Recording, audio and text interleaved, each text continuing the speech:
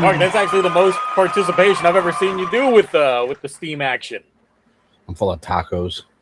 Oh, so that made you comply. It is. I'm not hungry. I'm not starting. It's not starting off hungry for once. So I have them. I'm not malnourished. Well, I mean that's good. Even though I know Ash over here is like trying to get some food. I was thinking about it. I was like, no, I'll wait for after the show. Get yourself some McDonald's. Get yourself the K-pop Demon Hunter like adult Happy Meal. That's what I was just about to order, but I was like, do I want it? Because I mean, for breakfast this morning, I ended up getting the Saja Boys breakfast item. That's what I was just about to get, but I was like, it was kind of underwhelming when I got it last time. It was just like a spicy McMuffin. Yeah, that's it. And for me, it wasn't even spicy. Like it had the all the notes of being smoky and spicy without it actually being spicy for me. Yeah. Not only that, but they put the wrong cards in the breakfast one. But I got it for the wife anyway, so. Okay. And it's the same cards for all of them? Because I don't know how many there are. I don't know specific. All I know is that the packs are supposed to be different between lunch and breakfast. Okay. They're supposed to give the Saja Boys branded ones for breakfast, and the K-pop Demon Hunter, the Huntrix ones for the afternoon. Yeah. I don't know. I still haven't seen that movie yet. So. What? No way. Yep. I refuse. I refuse to see it. So. Okay. I'm just gonna keep doing it. Keep not watching it. That's fine. That's fine. That's really fine. Maybe I'll catch it when they make a live action remake in 10 years. And then you have to go back and see how good the original actually was. I just won't see both. So. All right. So, I mean, it's been a kind of a light news period for a bit. I mean, last week we didn't stream because we really only had like one thing that came out. Plus, it's like I ended up hurting my back. I went too hard in the gym. And I was like, you know what? I'm going to just lay in bed and play Monster Hunter Stories 3. That's what I'm going to do. Nice. Yeah, you've been playing a lot. Yeah, so I downloaded the demo while I was like out. And then I was just like, this game's actually really good. And let me go ahead and buy it.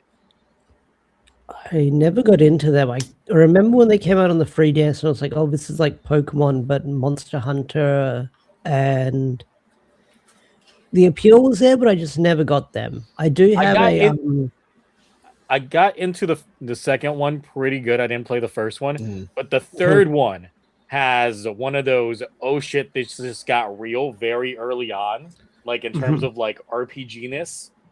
And plus, it helps that they decided to go with more adult-looking characters as opposed to playing as kids. Yeah. Maybe that's what helps threw me up the other ones. Yeah, so it helps with the narrative. But I downloaded the trial version. It has a level cap, even though it's the beginning of the game.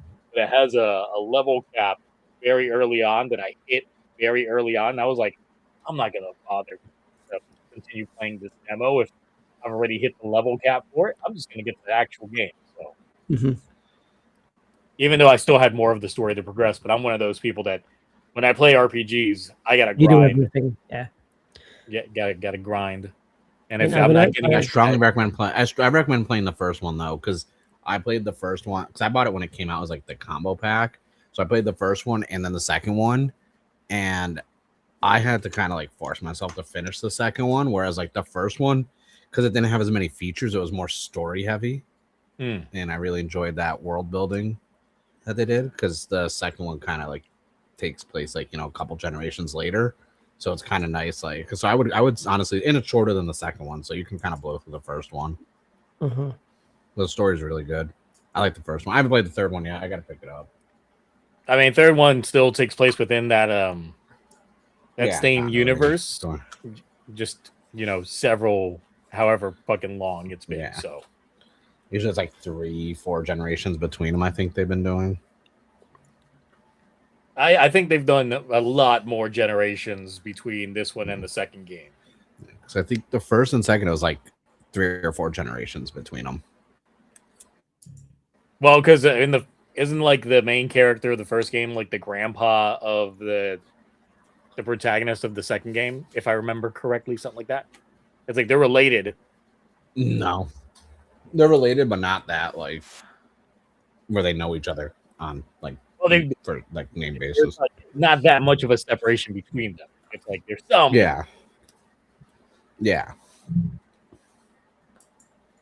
So not a lot has been going on, but what's been going on your end, Ash, for the last couple? I finally got Pokopia. I've been playing that a lot. I've been reading a lot of Berserk. I'm up to the 4th hard deluxe cover, so I'm nearly up to the Eclipse. But then apart from that, just like I'm watching things that are non-Toku. Like I'm 1 episode behind Zets, but stuff like The Boys and Invincible and Daredevil have just been popping off. That's got my attention. Yeah, I haven't seen any of those. Oh, I'm not current with any of those, but I'm waiting. Did The Boys finally end, or are they still airing? They're on their final season now, which should be. I just didn't know. I didn't know if they were doing like episode dumps or if you gotta wait week to week. Amazon week to week. No, Amazon, you wait week to week. Yeah, depending what the series is, they will dump it all on there, but usually you wait week to week with Amazon. Yep. And Mark, what have you been up to the last couple weeks? I'm still playing Pokopia, honestly. Not gonna lie. Wow. Still playing Pokopia. The V2K26 on the Switch. Honestly, my Switch 2 is getting a lot of gotta use. I've been playing Pokemon Champions also, by the way. That shit. I've been playing that as well. Not a lot. I only played it when it launched, and then I was like, yeah, no, I think I'm good. It's fun. It's very bare bones. I think they're still gonna they're still adding on to it. I think it's gonna get better over time. Mm-hmm. But I'm like, what's the point of like wasting my time with it now? Well, that's cool. Honestly, unless you're going to be competitive, because this is replacing them actually playing the other video games. This is actually going to be what they use for all their official sanctioned tournaments now. Yeah, well, they still got to fix the visuals because I know there's that bug. Because I mean, when I first played it, I was just like, why does this game look like this? And then we found out like several days later. They've done a few patches already. Wow, but it's not fixed though. It's not fixed. Like they've done some back end patches. I think it's fun. Like I log in every day and like I'll do my free little like multi summon and I'll play a couple rounds, but it's not anything to like that I'm obsessed with it. And I just been working so much. Like I finished all my Sotos finally for Zets, and then I'm now working on my clear Diffusion and videos. And just a whole lot of work, and that's about it. And it's WrestleMania weekend, so I plan on doing nothing but watching wrestling. See, I thought you would have gotten some things from CinemaCon, since I know you usually try to. I didn't go. Didn't even want to bother this time. No. Oh no, I did, but I just didn't because it's dude. Like I had to fix the car recently and everything else, and Toku purchases, so it's like. And I didn't even apply because it's kind of like how E3 used to be, where it's like industry only type deal. So it's not like you could just go. Yeah. And I didn't apply this year. Okay. Only because I forgot. I completely forgot. And but the announcements were crazy, like and all the popcorn buckets they showed, like those Master of the Universe popcorn buckets looking good right now. I haven't seen any of that. The only thing that keeps popping up on my feed is anything regarding like Doomsday. The guy his like Hellcat thing he rides. That's one up like it's this big and it's a popcorn bucket. Then they got one where it's Skeletor at the top of stairs going at the bottom of the stairs. There's He-Man walking up to him. That's also a popcorn bucket. They have the mask like the big power sword like as a popcorn bucket, and then they showed the Mortal Kombat popcorn bucket. So there's a Shao Kahn like. Whole head like they did Galactus, and I'm like, oh, I've seen that. I was like, I'm not gonna find a silver cover from these popcorn buckets because if they give us Chun-Li thighs as a popcorn bucket for fucking Street Fighter, you know they're never gonna do that. The Chun-Li arms. If they love money, they would. Oh yeah, but they gotta be. None of us can be trusted for the family. It's gonna be like Guile's head that opens up, not Chun-Li's ass cheeks. I don't think they would use Guile and stuff because then they'd have to pay the royalties to WWE. None of it go with like a video game sculpt. True. But no, there's a lot of cool announcements. A lot of stuff was shown. A lot of good horror movie stuff was shown. And then obviously the Avengers Doomsday stuff. I have a friend who was there, and he said that I've seen that the clip trailer floating changed his around. life. I've seen the clip floating around of like the first. Which one? Because they're opening fake ones.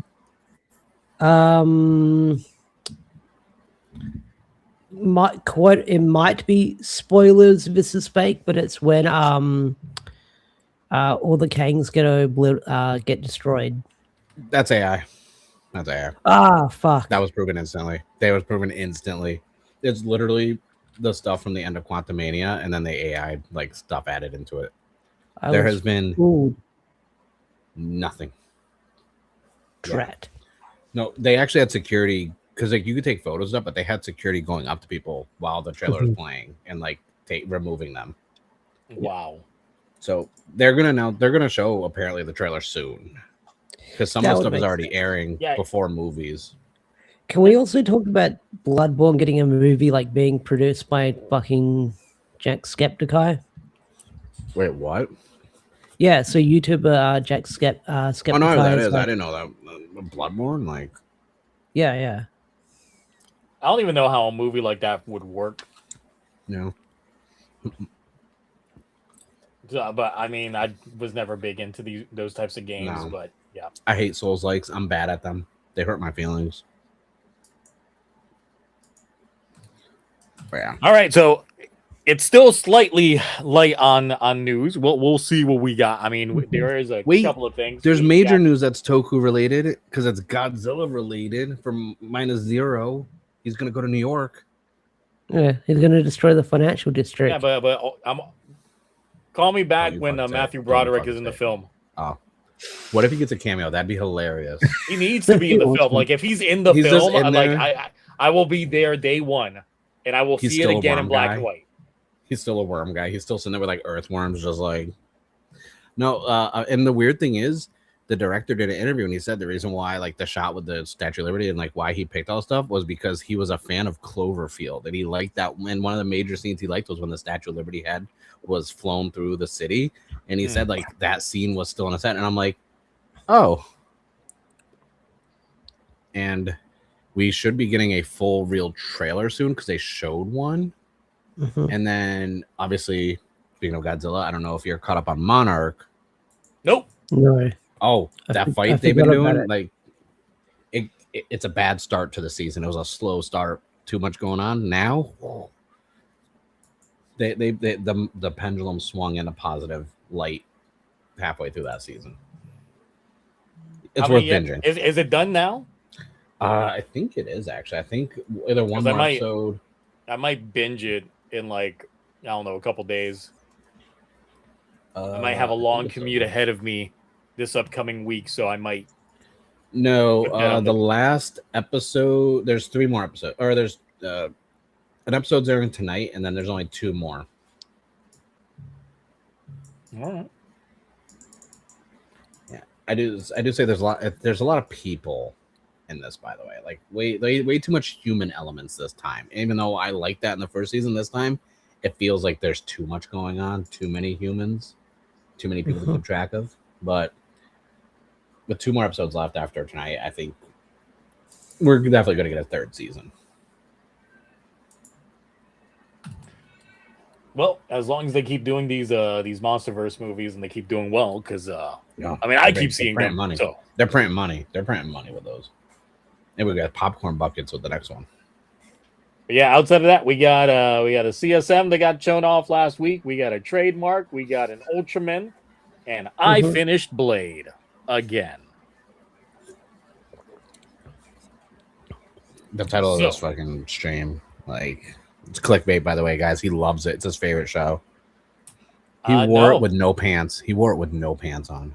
Look, this is true. I heard it. I'm about to beat the allegations that I'm a Heisei Phase 1 like laser and just all about like Heisei Phase 1 because it's like, boy, did this show age worse than Kotaro's Milk just being left out. It did age poorly visually.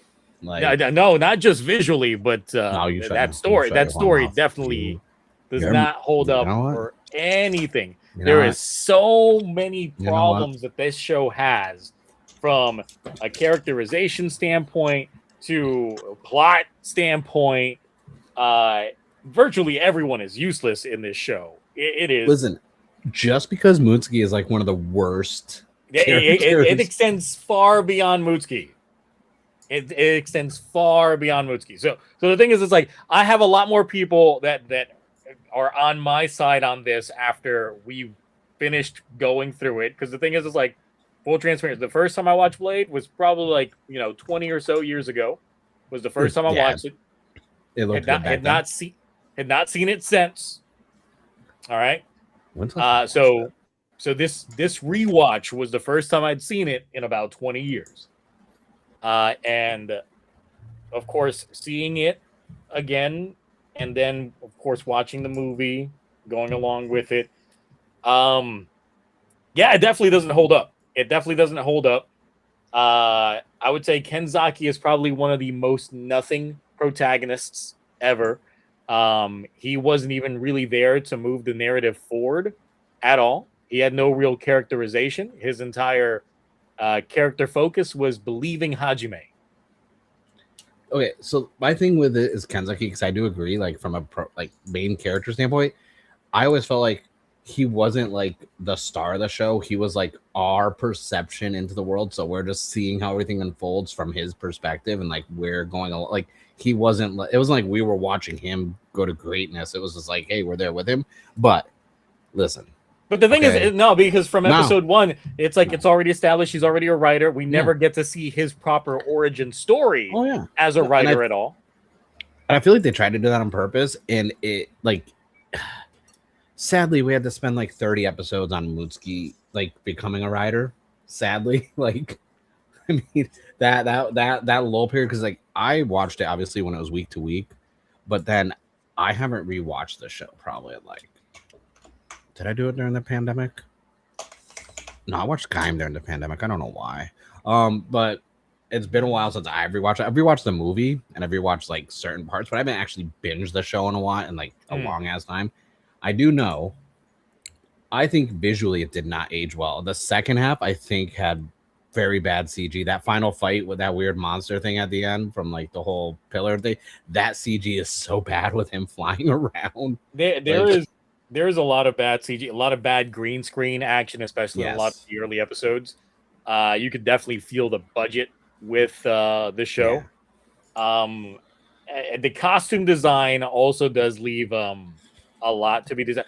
Not specifically in the costumes, but like the undersuit, because I remember back when Decade premiered and we saw Blade in that light, people were like, wait, was his upper like chest always a different color blue than the rest of it? And then if you like pay attention to leather the show, undersuit. Yeah, so the thing is, it's leather except for like this part.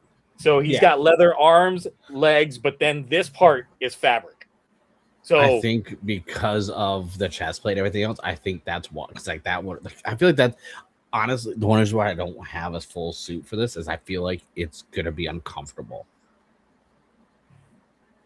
Yeah, I mean, Leango's like one of the only ones that had like full leather for everything. Yeah. But I do think the suit, like other than the undersuit, I think from a design standpoint and a motif, those suits, the Jack forms and King form, I love those designs. Obviously, since then, there have been some shows that have ruined it, aka Zio, and the change of the helmet, because they Toei in their budgeting, they don't want to go back to the original color of the helmet. But to say that this show is trash or bad, no, I don't. And Ash agrees with me because Ash is Ash. Because Ash hasn't seen it. Because we're both Australian. Because we're both Australian. He is both Australian. And we agree. Is like Maury watching the interaction between a paternity test right now. No. Like, and the reason why your chat is going to agree with you because they're going to glaze the shit out of you. That's why because we break things down. We deconstruct certain things. There are things that made us groan a whole lot. And look, you have someone in your chat that is saying it's trash and bad, and their username is Bionicle. Okay, a Bionicle fan, like. So back to the cases that I was trying to make. So. Kenzaki's got like no real characterization. Kenzaki's entire thing is really just strictly focused on Hajime. Yeah. Mutsuki's entire thing. Mutsuki does not become a proper Kamen Rider until the 40s. Yes. The Like, 40s. we joked about this. It took 12 plus episode before he could get in. And I remember we talked to BC, and I was like, this arc went that long. I thought it was like 4 or 5 episodes. Mutsuki beats up his girlfriend so many times that I'm It's like, true, why is this girl still with him? Why? Not only that, but he had one of the most thrown away, nonsensical character backstories ever. They gave this man Ichiban's backstory. Actually, they gave Ichiban Mutsuki's backstory. Yeah, I was gonna say you're switching. Look at the airing dates. Look at the time frame.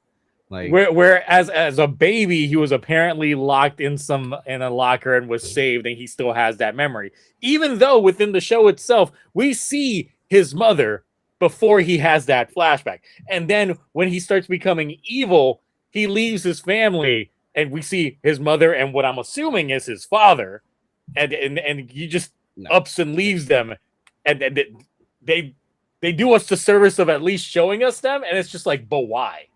And then the house looks fancy too. So it's like, I don't know anything about him, why they needed to give us this backstory for him when they weren't going to do jack shit with it. We talked about this at VC because even you were like, it's still going. I'm like, what are you talking about? It's only like 4 or 5 episodes. You're almost done. And then 12 episodes, you're like, no, the Mutsuki arc is still going. And I'm like, was it really that long? Because I agree. Mutsuki, like I said, I've been adamant. Like, besides the suit design, as a character, like, I do not understand why, like, he was there. It seems like, because you know how they changed the writing halfway the show. I feel like they were just like, hey, we should add another rider, make it a kid.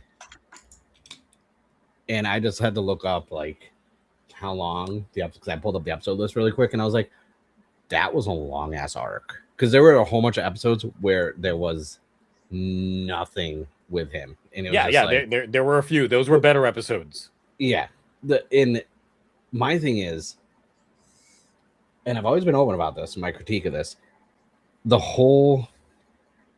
feel like this show was kind of memes, like halfway through it. Like, Tajimana was just the most memeable character.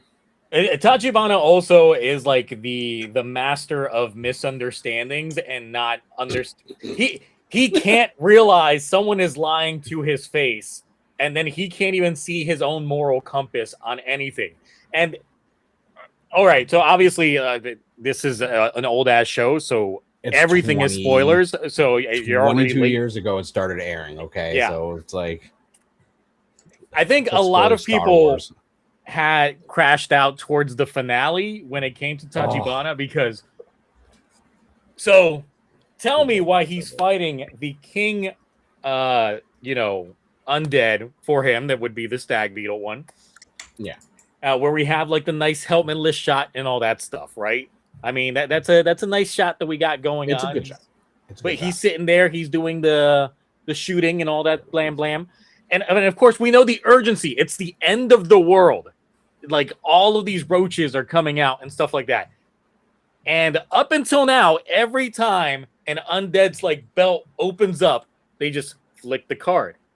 How come after all of this and all the sense of urgency, he decides to slow walk up to him to put the card on him, only to get taken off the side of a cliff where he supposedly dies, and they have a whole eulogy for him, only to find out in the last episode that he got saved by the fucking chief of board, who has been in Tibet for half of the show. But he just managed to show up, see this man get dropped off a cliff, drop all his cards, and go like, I'm going to go in there and save him. I'm going to go dip in the water and go save this man. It's probably one of the stupidest explainers for someone being saved I've ever seen in a fucking show. There's multiple parts to the start of Warriors. So I don't understand the whole king, like him like walking to, because for starters, I think they were just trying to do dramatic effect because it's a king that they're trying to seal.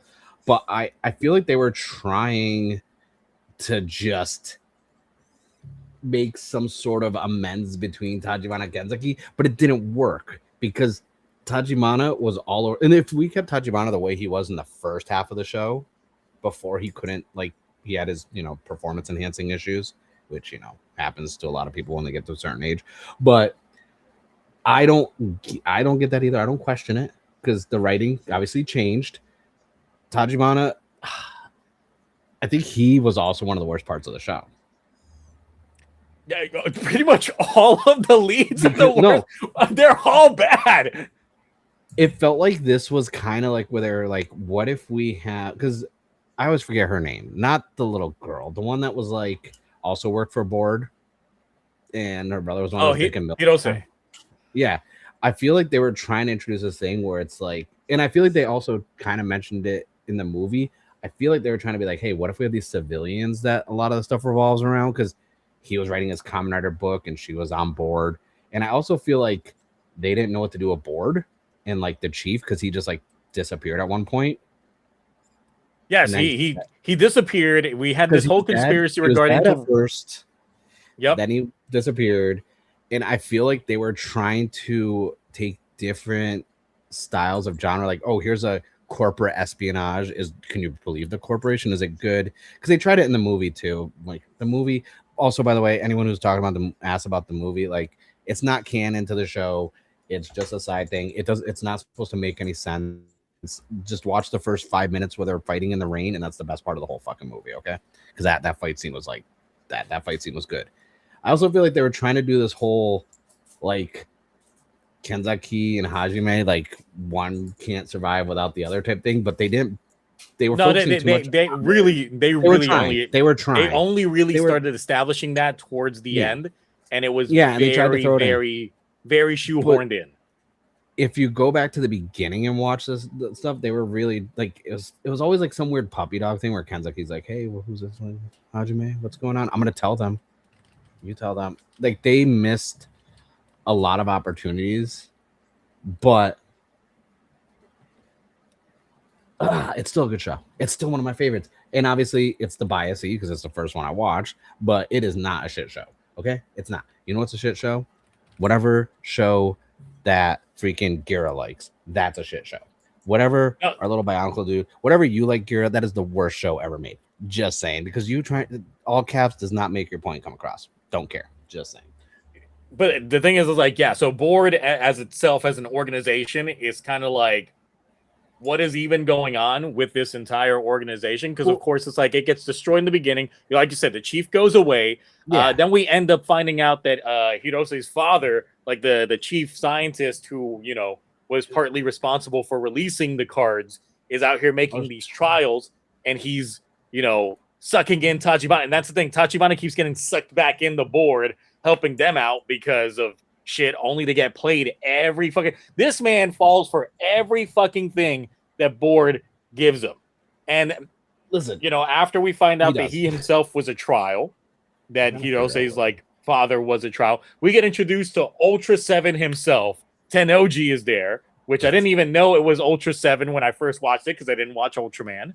But yes, they introduce him as the main villain. You should watch Ultra 7. That was good.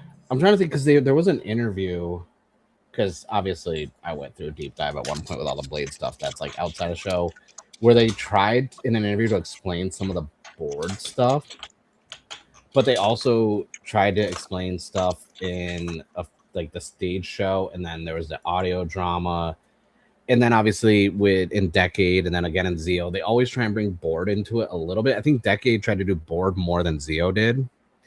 And I don't understand the obsession with Board. I mean, the Board collector's edition thing that was in the briefcase that I bought, that was sick. But like I feel like they could have took Board out. I think they were trying to go this new route with Kamen Rider in general, where it's like, here, this is this place, this corporation that's manufactured Kamen Riders, and they were trying to do a lot with this show, but it was very disconjoined.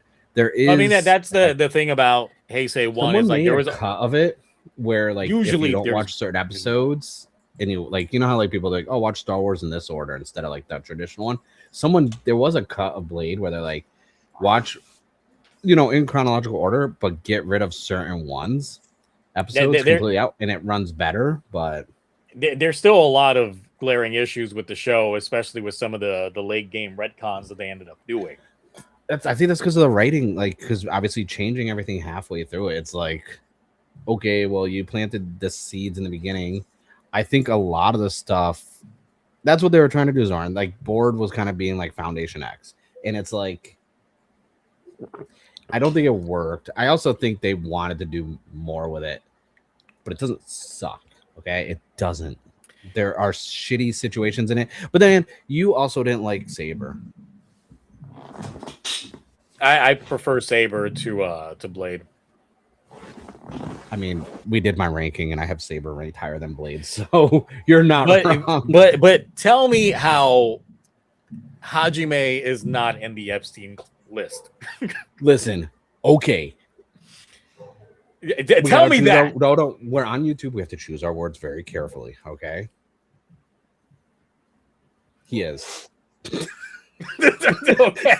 Okay. Listen, there is a glaring plot hole with the whole killing the dad thing. Yes, and the thing is, when we got into the end of it, and they give us the revelation that Hajime was fighting, the king undead in this cave in like the wintry area, and then that's where Amane's father just runs into them fighting, and then gets a ricocheted sword to the stomach, and that's how he dies, which kind of retcons a thing that happened earlier in the show, where it was shown that when he saw Hajime the first time, because he had taken a picture of Hajime, because where he was as Hajime, just in the woods in the snowy area, not in no tunnel fighting something.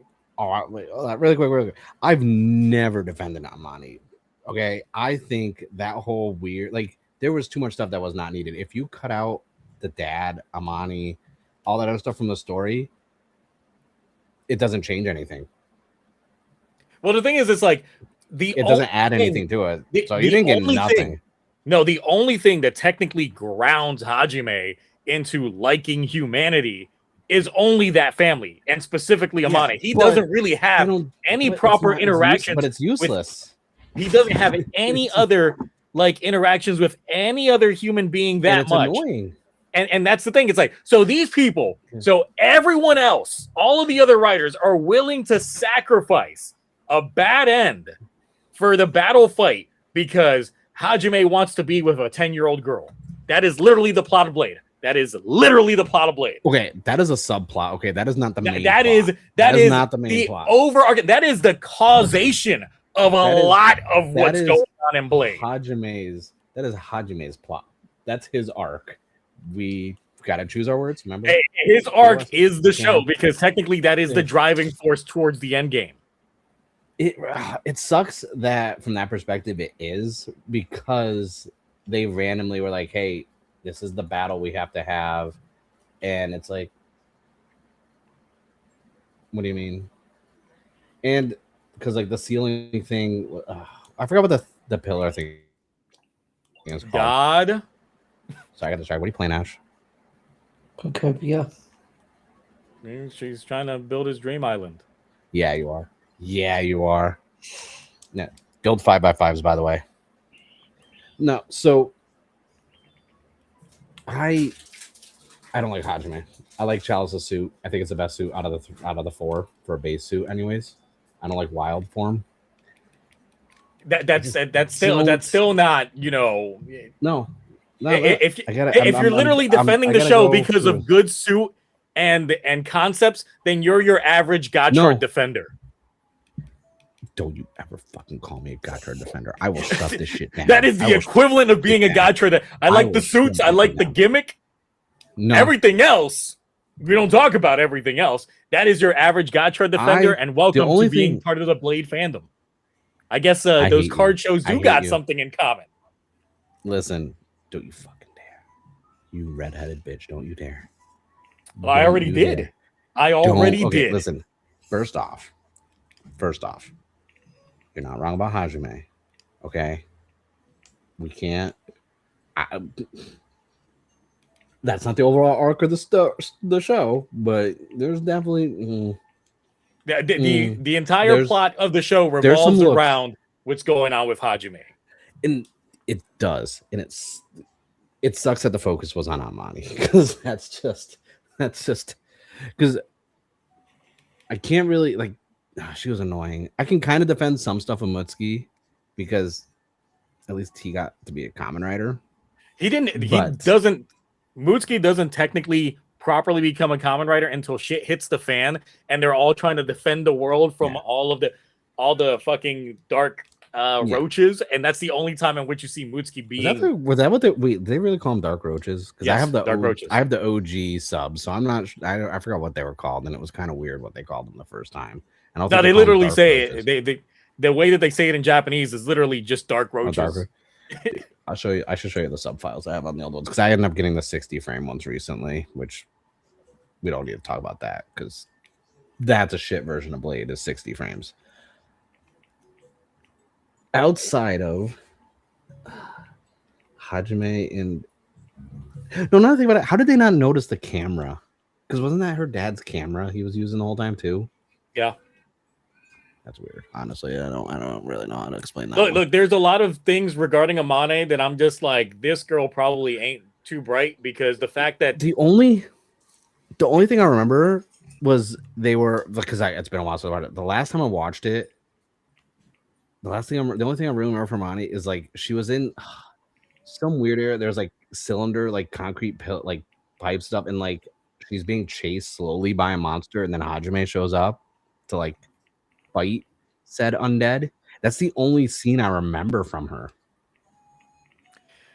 And so talking to him constantly, like he was just trying to like rent a room, and she was constantly like always there, like Hajime.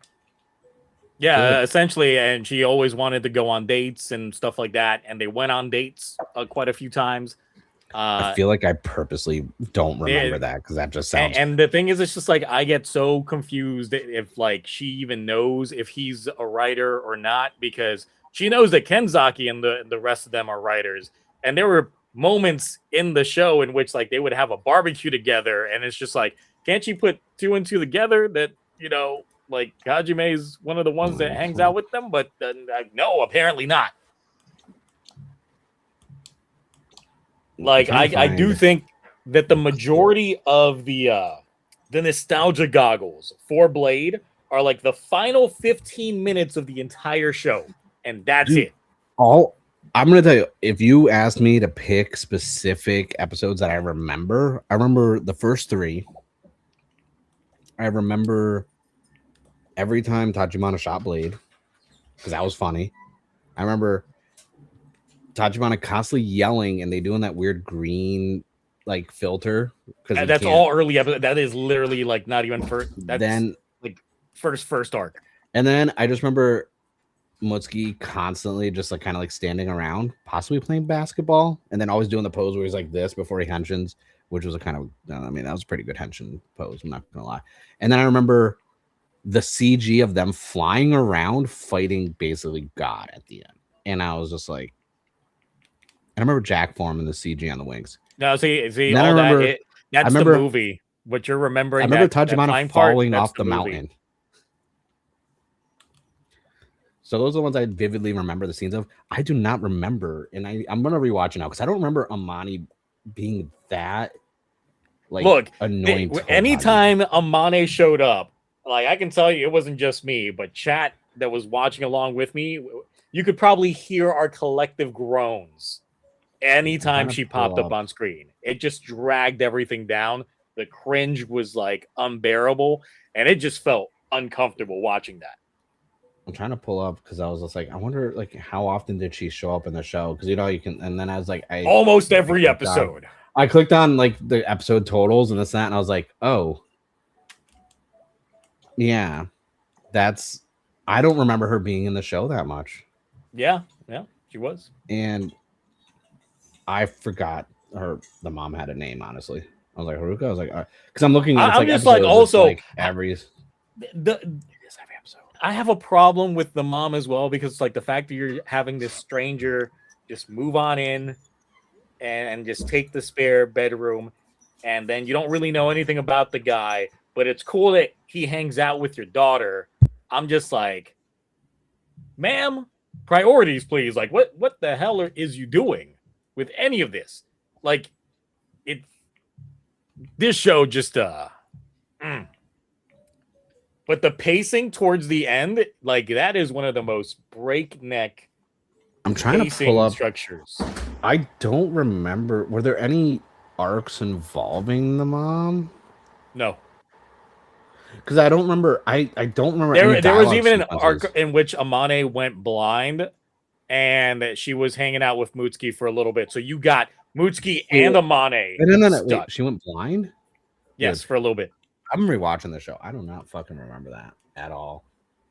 I don't. I literally don't.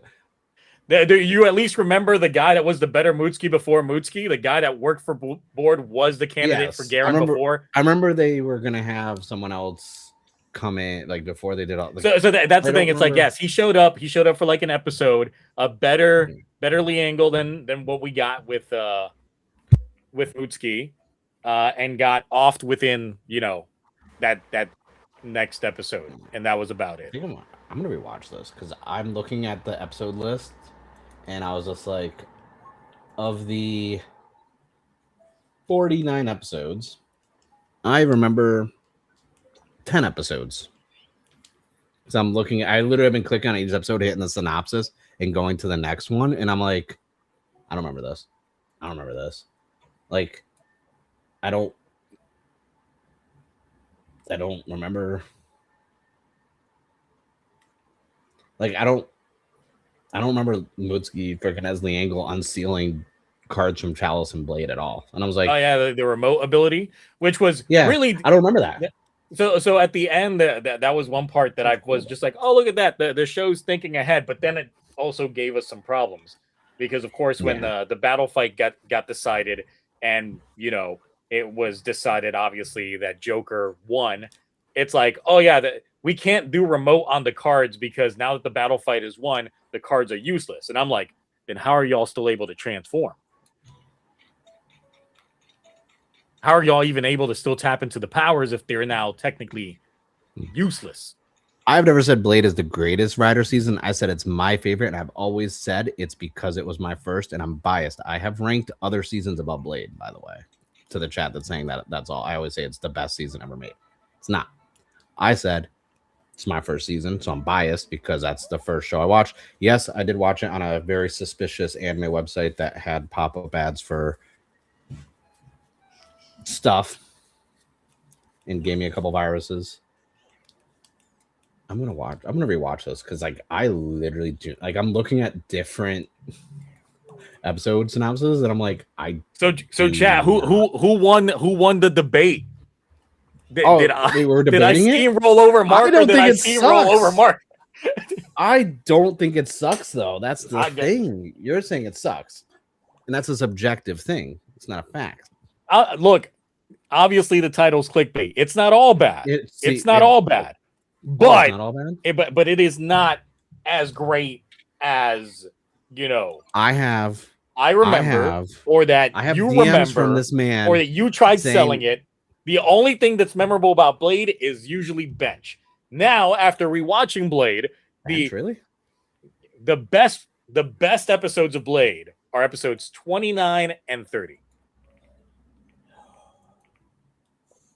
Let me make sure it's the right one.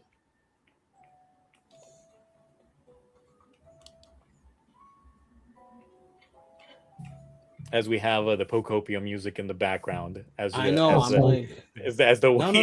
you're good. Trust me, I have my Switch 2 just plugged in because I was draining the I've got the music on low. I didn't know it was coming through the mic. You said 19 and 20? No. It's 29 and 30. 29 and 30. Okay, I want to see which one that is. The Two Chalices and the Lost Memories.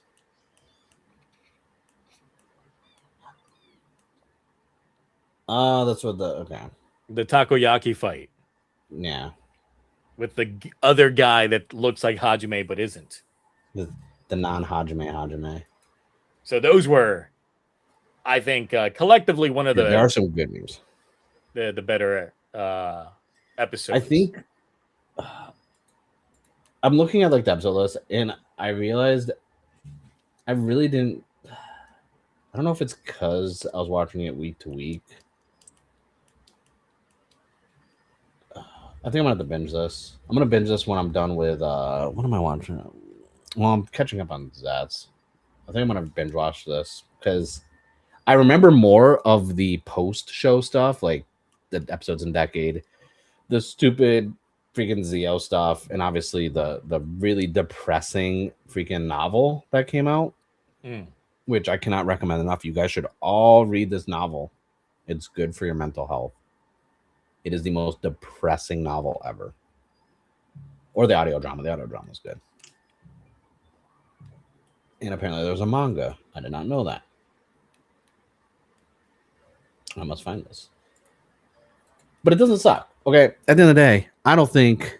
Oh no, Chaz the Great, do not read the novel. Do not. I was joking. Do not touch that novel. It makes no sense. The thing is, I will say Blade is probably one of the weaker entries in Heisei 1. For Heisei 1, yes. Only because, okay, so what was in Heisei 1? Because I don't know. Yeah, you got Kuga through Decade. So you got Kuga, Agito, Ryuki, Faiz, Blade, Hibiki, Kabuto, Deno, Kiva, and Decade. I mean, Phase 1 was like a really strong, like, in general lineup. So even being weak in Phase 1, that's still not like a bad thing. Like, okay, where would you rank, like, pairing it up against Hibiki though? The thing is, Hibiki, I can't properly judge because I haven't finished Hibiki. Okay, it's still one of those shows that I will say this, having just recently watched episode 1 of Hibiki again. I thought episode 1 was hot fire. That was like one of the greatest first episodes for Rider. Yes. But then obviously, I just it falls off. It falls off, and then the writing change, and then the second half is like the whiplash of that show. Really quick, what is the novel about? The novel is 300 years in the future. Kenzaki and Hajime still have to stay away from each other. They both have been like Kenzaki's like a hermit and just depressed, but they're immortal and he can't end himself, even though he has nothing else going on. But for some odd reason, is it 300 years or 100 years? Basically, it's a long time in the future. But the descendants of like Tachibana and stuff like that, like now have like a new board or some shit because the translations are really wonky, right? But then they inherit the buckles, but like also they're like Blade and Chalice are like legends. Do they exist? This and that because they haven't like transformed in years. It's weird, but eventually I believe there's a park bench involved if the translation was correct, and Hajime and Kenzaki finally like sit down and chat, and they missed each other, and then they kind of like just drift apart again. There is a descendant of Amani in there because everyone has like their descendants, and there's some like gang or cult, I think, dedicated to, I think it was Tachibana. Like there's some weird shit, and that would like why would Tachibana get a cult? Like that man did nothing. I think I'm trying to think of how they explained it because I read it once and the translations were really bad. I think it's in the Google Drive if you want to read it because I think I put it in there for somebody. I think it's in the Blade folder if you want to read it, Zio, because it's long. It's longer than it needs to be. It's unnecessary, just like everything else that's popped up. And I do agree. From a retconning standpoint, they are retconning a lot of Blade stuff, like the 20th stage anniversary stage show. I watched that. They retconned some stuff there. Like I think they used Decade and Zeo to kind of like fix the issues with some of the characters. I mean, there's a reason why they didn't invite Mutsuki back until the 20th anniversary because they're just kind of like there was no fourth. What are you? Oh yeah, he's gonna get a king form, but that's just for the stage show. That's why you only see basically Tachibana popping up and stuff. I think you would like Hibiki because I'm looking at all the Heisei. It's like other than, I mean, no, because I like Kiva. I didn't really care for Dano. Like this is like Heisei Phase 1, and I mean I'm a Heisei glazer. I don't even care. I'll say it all day. Heisei Phase 1 and 2. I think obviously Reiwa is not keeping up with that stuff at all. Oh yeah, no, Like, it definitely has become the and McDonaldization of yeah, the show. because it's before the gimmicks were a thing. But Heisei Phase 1 alone, I'm not going to put Blade as the best one there. Like I said, I will always be biased with Blade. I will love Blade, my first Kamen Rider, but I've put Saber above it. I've put Ghost above it. I put Wizard above it. Because, listen, Wizard is great and Ghost is great. You shut your mouth. I know that look. No. Fucking no.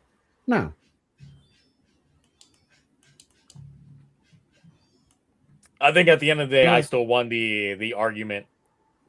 It's not a bad show. It's not a shit. What did you say? It sucks? It doesn't suck. I don't think it sucks. Gotchard sucks. Blade doesn't suck. All right. Blade ain't great. It's all right. I'll take it. It's not great. Boom. It's good. It's really good. That's not great. No, it's not even really good. It's all right. See, Wizard is cool because of magic, and magic is cool. Yes, no one can say anything bad about Wizard. And youre, are you saying Hibiki's boring from the first half or the whole show? Because the whiplash of the halfway point of that show, the whole show is not boring. No, Wizard is its own worst enemy for a show. If you binge Wizard, you're going to be like, wait, why is this happening? It was doing so well.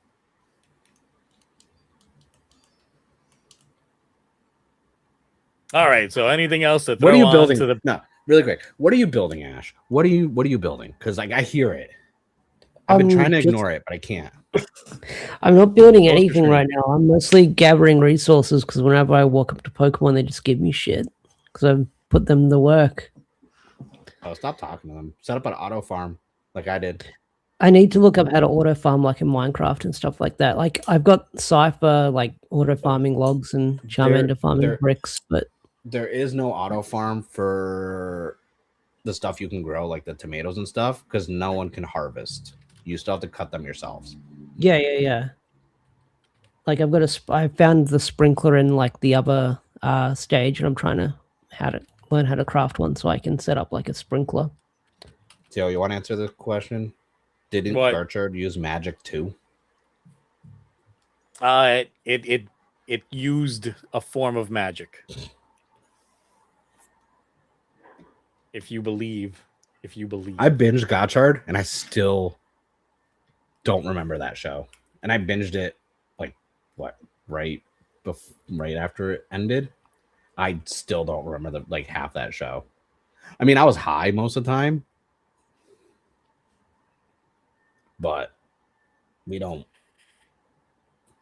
But yeah, for anyone who was curious in terms of my rewatch of Blade, I was all done on Twitch by the time block on Saturdays known as Toku Rewind, in which we finished watching Blade and Deca Ranger. Deca Ranger, the superior between those two shows. Like Deca Ranger could do no wrong. That was was a good rewatch. What's the Power Ranger alternative to Deca Ranger? SPD.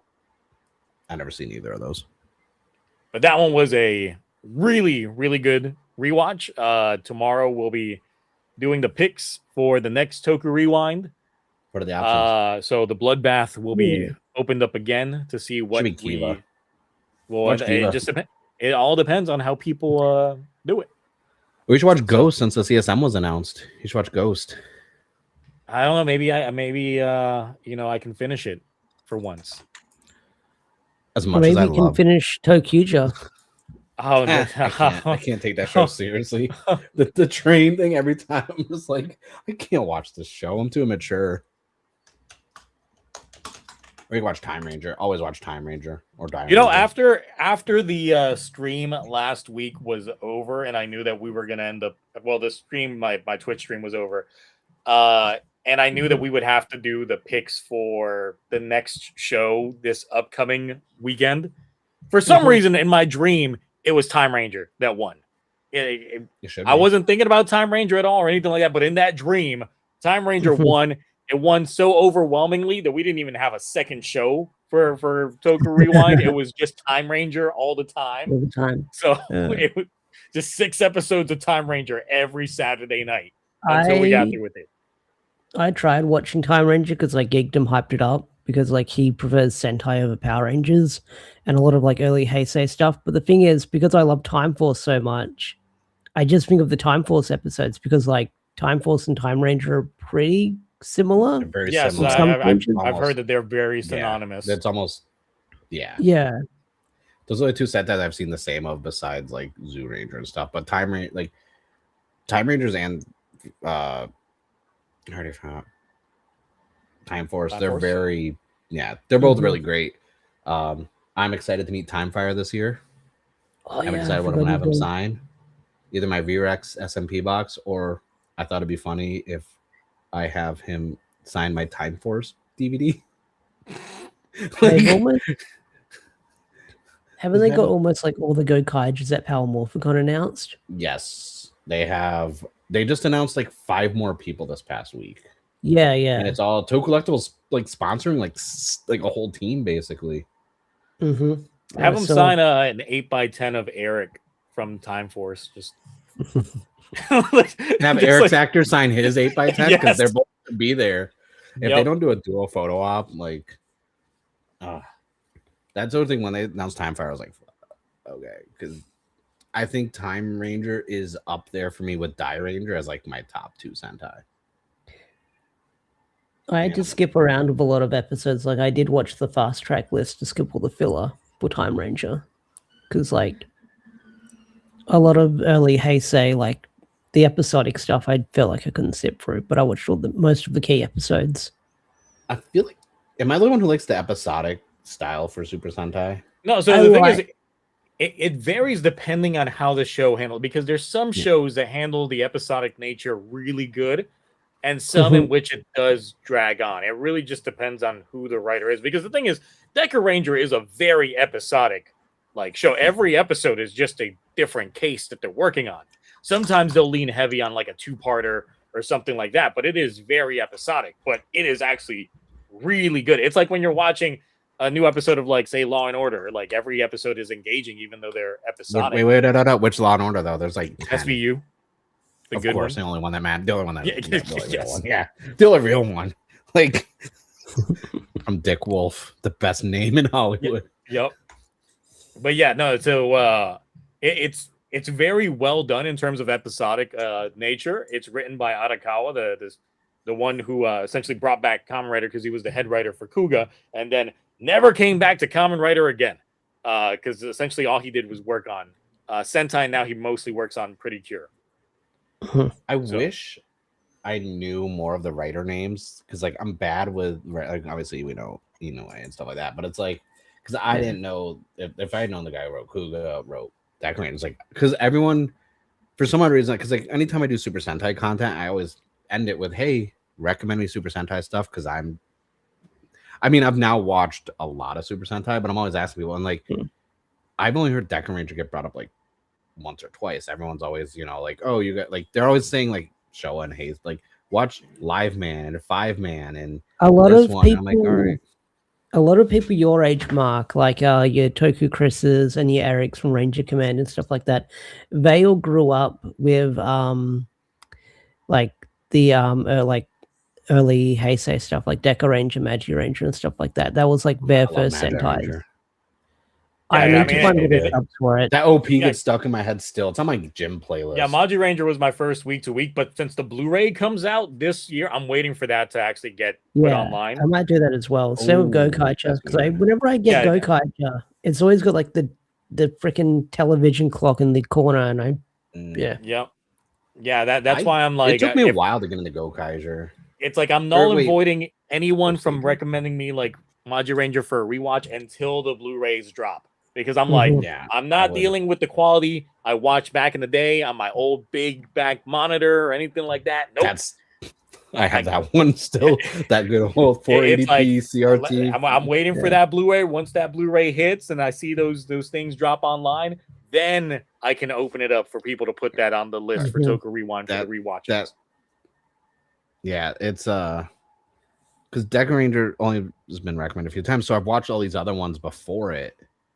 Because I'm glad someone recommended Time Ranger. Like a lot of people were saying Time Ranger, so when I finally watched that, I was like, "Oh, this is like peak Sentai." Even though at the time I only watched 3 Super Sentai shows, and then obviously Die Ranger and this and that. So it's like Deca Ranger, because I never like Power Rangers. I've always said, I barely watched a lot of seasons, so I know some episodes. Like I tried watching one recently and I gave up on it because it was on Tubi. It was it Mega Force? With the weird red that looks like a villain. He looks kind of like he should be on like a registry somewhere. He's got like slick back hair. It looks weird. Oh yeah, Mega Force. No, yeah. Funny you say that about the actor, because like he's like one of those Power Ranger actors that just fell off the deep end. I literally thought you were going to say he's on a registry, and I'm like, I predicted it. No, not that I know of so far. He didn't push any old people over or be on a registry. It's just I think he had his like finding God moment, so like he just goes off with his Why we're gonna have a Deca Ranger argument? I think we're all in agreement that Deca Ranger's like I'm gonna start Deca Ranger tomorrow because it's like I had and look, it's like there's a reason why Deca Ranger got not just the 10th anniversary movie, but also like other subsequent movies and then a 20th anniversary. That's why it was on my radar, because like I noticed not every show gets anniversary stuff. Like like they'll get anniversary merch, but not a lot get media for it. Same with Kamen Rider. Like not everything get like we've glossed over a few shows that have 10ths that didn't get anything like other than O's, and you know some shows only got stage shows when they got Langle King form, and it was really bulky and it was kind of based off of the SIC design, but it wasn't. But this is where like if you do episodic natures right, like Deca Ranger, then you leave your door open for these potential sequels, because when the show doesn't have too much of an overarching narrative, because it literally is police solving crimes. It's like, yes, there is an overarching villain that gets known behind a lot of these black market dealings at the end of the show, but there's still going to be a network of, you know, criminals and stuff like that throughout the galaxy. And since these guys are police, there's always going to be cases for them to do, which is why Deca Ranger is like in that primo spot of being able to do so many things, which is why when I think back to the Formation Lap special for Boom Boomger and thinking back to the criminal organization that Wild Spindor and like the rest of the Hashirians had, where were the Deca Rangers at taking care of that crime wave? That would have been cool. They existed within that universe already, and this is what makes Boom Boomger a bad show. But yeah, like that tangent, like early Heisei, Rider I'm fine with, because Rider's got an overarching story. Like in early Heisei, it can be a slow build, but it's got an overarching story. Like Monster of the Week can pull me out of it a little bit, because like I said, if I'm familiar with the Power Ranger season, then there's like some that I watch that are very different, like your Mega Rangers and your Gingamans and stuff like that I enjoyed, or your Car Ranger that I never finished, but stuff like that I enjoy. But like Time Force, where it's like 1-for-1, kind of hard to watch. Shinkenger I enjoyed, because Shinkenger everyone hyped up and that lived up to the hype. I mean, that was one of those, because obviously I'd seen Shinkenger before, and then last year was when I watched you know, Power Ranger Samurai after rewatching Shinkenger, and was just like, wow, oh my god, this is like Temu version here. Because I had seen a little bit of Shinkenger back when like Sentai was like on YouTube and like free parts and stuff like that, but like I watched it like a couple of years ago and I really enjoyed it. So yeah, look, overarching narrative can work. It really just at the end of the day, if the creative team does a good job with the show, then it's good regardless of it choosing to go the episodic way versus going more narrative driven. It really is the driving force to it, which is part of the reason why, as much as like Boom Boomger was just mid as hell, of course it had some character moments that I really enjoyed, but overall the show was very mid. And that writer now being in Gavan, and Gavan feeling like that, where it's like, oh my god, here we go again, everybody. I liked Boom Boomger because obviously watching it week, and I did get some. I feel like up until the halfway point, I was really enjoying it. But then it was like, it just, the episode I kind of like, I wanted more of, I thought there was going to be more like racing. I thought there was going to be more like to it with the cars. They shouldn't have teased us with the BBG so early That's what on, only for that's us what to I'm never get saying. the I was, BBG. yeah, and I was like, are they going to wait till like the 10th anniversary and we're going to get filmed? Yeah, Like, I don't know. that show doesn't deserve a 10th. It's probably, I feel like it's going to get one though for the 10th. I feel like it is. Maybe. Anyway, real quick.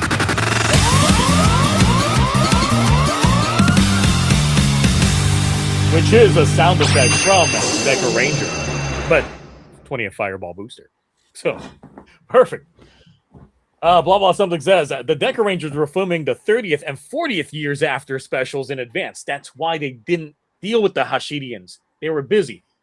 Actually, if you watched that, hold on, let me actually put on. Actually, you know, if you were paying attention to Formation Lap and all that stuff, and you saw all the screen right now. Them other thing also is just take the glasses force. They technically are still there because of course they crossed over with the King Ogers, and in Kings in Space, who else do we have? Well, we got some Doggy Kruger up in that bitch and Deca Break. So technically, the Deca Rangers were around while the Boom Boomers were booming. Yeah. I can't see anything. My eyes hurt. These are fake glasses, so I can see just fine. Mine aren't. I'm almost legally blind. Wait, I can put them back on before I can pass out. Should keep the glasses on because then people coming in would be like, "What the hell happened? And why is he wearing glasses now? Why is he squinted? Like, can he not see? Is he Mr. Magoo?" It's like, yes, I am. But then I can do the dramatic, like, well, what you mean? You got to put the dun dun like from Law and Order SVU like on the soundboard whenever you do that. Or you got to do like the tilting the glasses up with your finger, like in anime. Yeah, like that when you correct people. Be here thinking. I hate that because it's so hot in like Southern California in the summer. My glasses they get foggy. down. I do that. I do that at work, and I'll slide them up, and we're like, "Was that the anime?" I'm like, "No, like my glasses slide down sometimes." I was like, "Y'all don't understand the pain of not having 20/20 vision." Like, but no, I actually went into my Google Doc and I just moved Deca Ranger up to #1, so that's the next one I'm gonna watch because. Actually, I actually think I have. All right, so let's quickly touch on some old. I think I have Deca Ranger DVD. I bought oldish news here. Dropped last week. That's not old news. Oh, look at that. Oh. CSM Ghost Driver last week got announced. Even before like the G7 driver, so still waiting on that to end up. Do you think they're like pushing that back? Because we talked about on stream, like, why haven't we gotten the driver?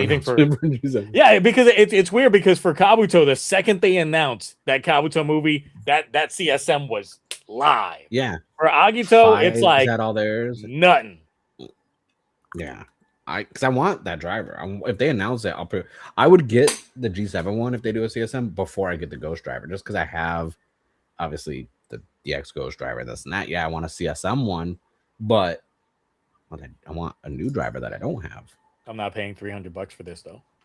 I'm not either because that's markups crazy. Unless you use code. What's your code at checkout? It's Zio Agito at checkout. Yeah, you won't save any money, but you're going to support Zio, and you know. But either way, like I was never a big fan of this driver. I always found it a little bulky. I didn't like how the gimmick went into it because it literally just pops open. You put it in there, close it up, like a clamshell design. So I was never too big on the design aesthetics of the driver itself. my issue is, do you have the DX version or no? No. This if you get any scuffs on that front, it's like a weird. I don't want to go through my toads to bring it out because I actually had to have to replace the front piece. I bought a broken DX Ghost Driver off of Buyee for like $20 to take the piece off, and that front piece, it's like a weird rubber plastic that it's kind of malleable, but like it scuffs so easily and you can't get it out. And even if you're trying like I know the type of material that you're talking about. it, yeah. So I was like, well, this looks like trash. I gotta order a new one, and I ordered. So I just ended up buying a broken one and popped that piece off and took it apart and put the new one on it because that's the only downside to the plastic they used on that. The DX1 sound quality is really good, so I'm curious how good the CSM sound quality is going to be. Because the DX1, out of all the, I guess, the Heisei DX drivers I have that are older, the sound quality on the Ghost Driver is really good. So I'm curious if it's going to... I don't know. With my experience recently, it's like I've found that the DXs have better sound quality than their current CSM releases just because of the volume levels that they instantly have on them tend to be lower. So like things like the Fies DX that I still have from like back there in its original release has better audio quality than the CSM that got released a couple years ago. I didn't know that. I don't have a lot of CSM versions of my DX. Like I have all the Blade CSMs and I have the DX ones, but I haven't really, outside of the Sengoku driver, because we've talked about this, that nice GameStop clearance they had at that one time. So it's like, and I don't have a DX double driver, I just have a CSM one, so I haven't really been able to do a comparison to be like, hey, these DX ones sound better than CSMs. I assumed the CSMs are going to be better.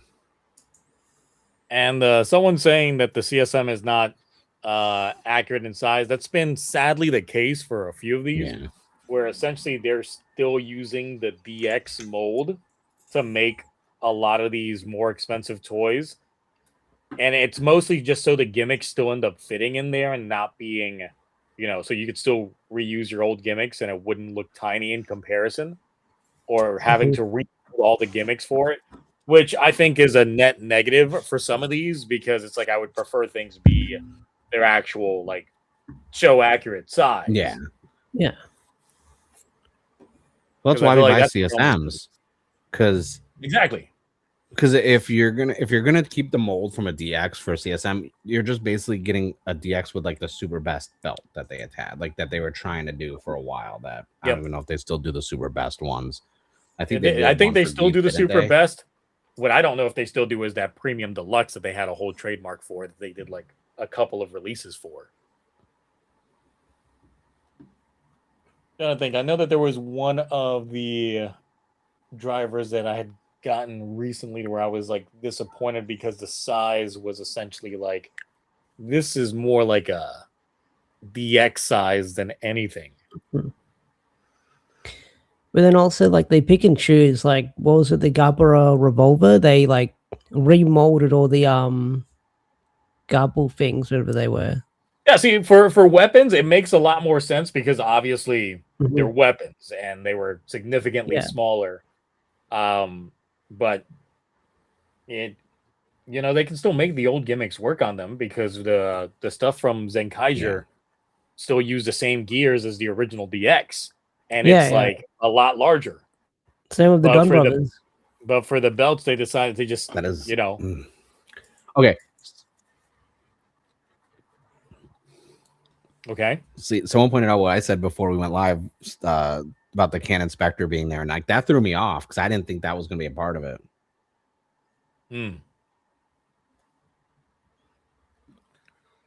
Still want the CSM Drakes. Look, I just want the rest of the Kabuto stuff to get re-released.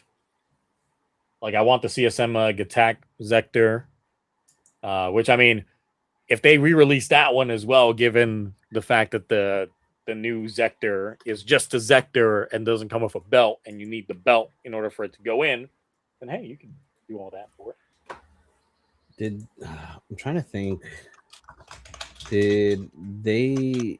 No, they did. The only one that I want to get is for CSMs. Like I have I need to get the regular Kivot belt because I have the dark one for the CSM. I need to eventually just stop, procrastinating and just get the Kivot one because the DX one, as you know, because was one of your first DX. Like my DX one is broken.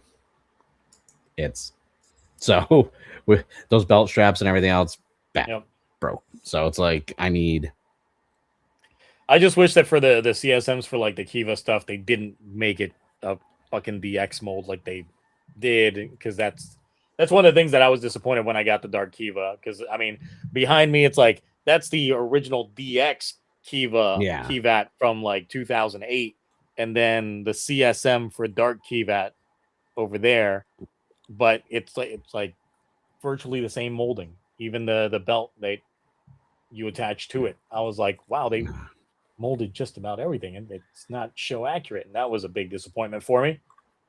I haven't opened my I don't want to open any of my CSMs because I can't display them yet until we get the house. So I'm like, I'm just gonna leave them in their boxes, and some of them are still in the brown mailer, like how they put them in the brown. There's some of them are still in these boxes too. So I'm like, yeah, I'll just because I just display them, so I can't really tell. Like it's not like I'm wearing them around, which no disrespect to those who have been trying to get it trending where people just wear their Toku transformation devices in public, but I'm not doing that at all, ever. That's not my thing. I don't know why that's a thing that everyone's trying to push for. Like I'm not gonna go outside with $300 around my waist. I'm not gonna go on, especially like someone remember that the freaking regular Kamen Rider 1 belt, the $500 collector's edition one. I saw somewhere on TikTok, someone was just like, normalize wearing your belts, and they wore that. I'm like, I'm not putting $500 on my waist and walking around. I think the only rider belt that I would wear like out in public would be the Kabuto belt without the Zector on it, because it looks like a nice belt. Yeah, no, it looks like a belt. Yeah, but like that's like the only one that I feel would be like passable. You're walking around with a Gotchard driver on. Someone's like, "Why do you have a Nintendo Switch on your like crotch?" Is that the Nintendo Switch 3? It's like, no, it's no, this is just big paperweight in case someone needs to jack up their car to change their tire. I got a Gotchard driver with me. Yeah, I put my credit cards in here and then just pop them out. Can you imagine if someone tried that and the credit card got stuck? That's the first thing that I thought of. The little engravings on the card. It's like, oh shit, I can't get it out. Yeah. But there's you take the whole driver out to put it on the touch list. It's like, all right. Like, I think it's weird when I see people like they're like, hey, I'm going out, this and that, and they have like wrist changers on. And I'm like, bro, can you imagine Necrom from Ghost, just a big Necrom one just hanging out? I'm like, wrist changers, it would have to be like a low profile one. Like, if anything, it's like maybe the aura changers, maybe the Zeonizers, but everything else, I'm like, way too bulky. Like, I have somewhere, like, I actually like bought, it was on like Etsy, someone made a whole case and everything for the Apple Watch that made it the communicator from MMPR. I got that. Yeah, that's fine. I've seen that. No, that is hilarious. High Tide said pulling up with the Sankin sword driver just wearing that. That thing is so not to scale. Someone's like, what's this? Oh, in case I get a letter and I got to open it because I got a letter opener just on my It's like, waist. let me just pull. It's not a great letter opener. No. I love that I love that driver so much, but it's like, there's so many drivers that are so bulky, like the gamer driver. That's the gamer driver is the first one that can't like that. Yeah. No, that would just be not great. It's like some would be, I guess, all right, but it's like the value incentive for some of these. I'm just like, first of all, if you're walking around with one of these, it's like it would have to be a CSM because the CSMs at least look decent. Yeah, well, but at the same time, that's a dollar amount that you're putting around your waist. You better not be scuffing up, because if you're just walking around with like a DX belt with the DX straps on, imagine tripping and breaking a CSM because you're wearing. And also, yes, there's the shift brace for drive, but like anyone who's had the DX one knows that shift brace is so fragile. Like, Not only that, but it's in a very awkward position, like because it's at a weird angle because it goes over. It's like this, and it kind of goes over the wrist bone a bit. It's not comfortable to wear constantly. But I just thought that was weird because, like, I know a lot of people talk about the walking around with a Zets driver in public, like just around their chest. How? It's just gonna be a necklace. Like, it's gonna be completely up there. Like that's why I was like, I tried putting it on. And I was like, even it fit, but it was still just awkward. I was like, no, this is just.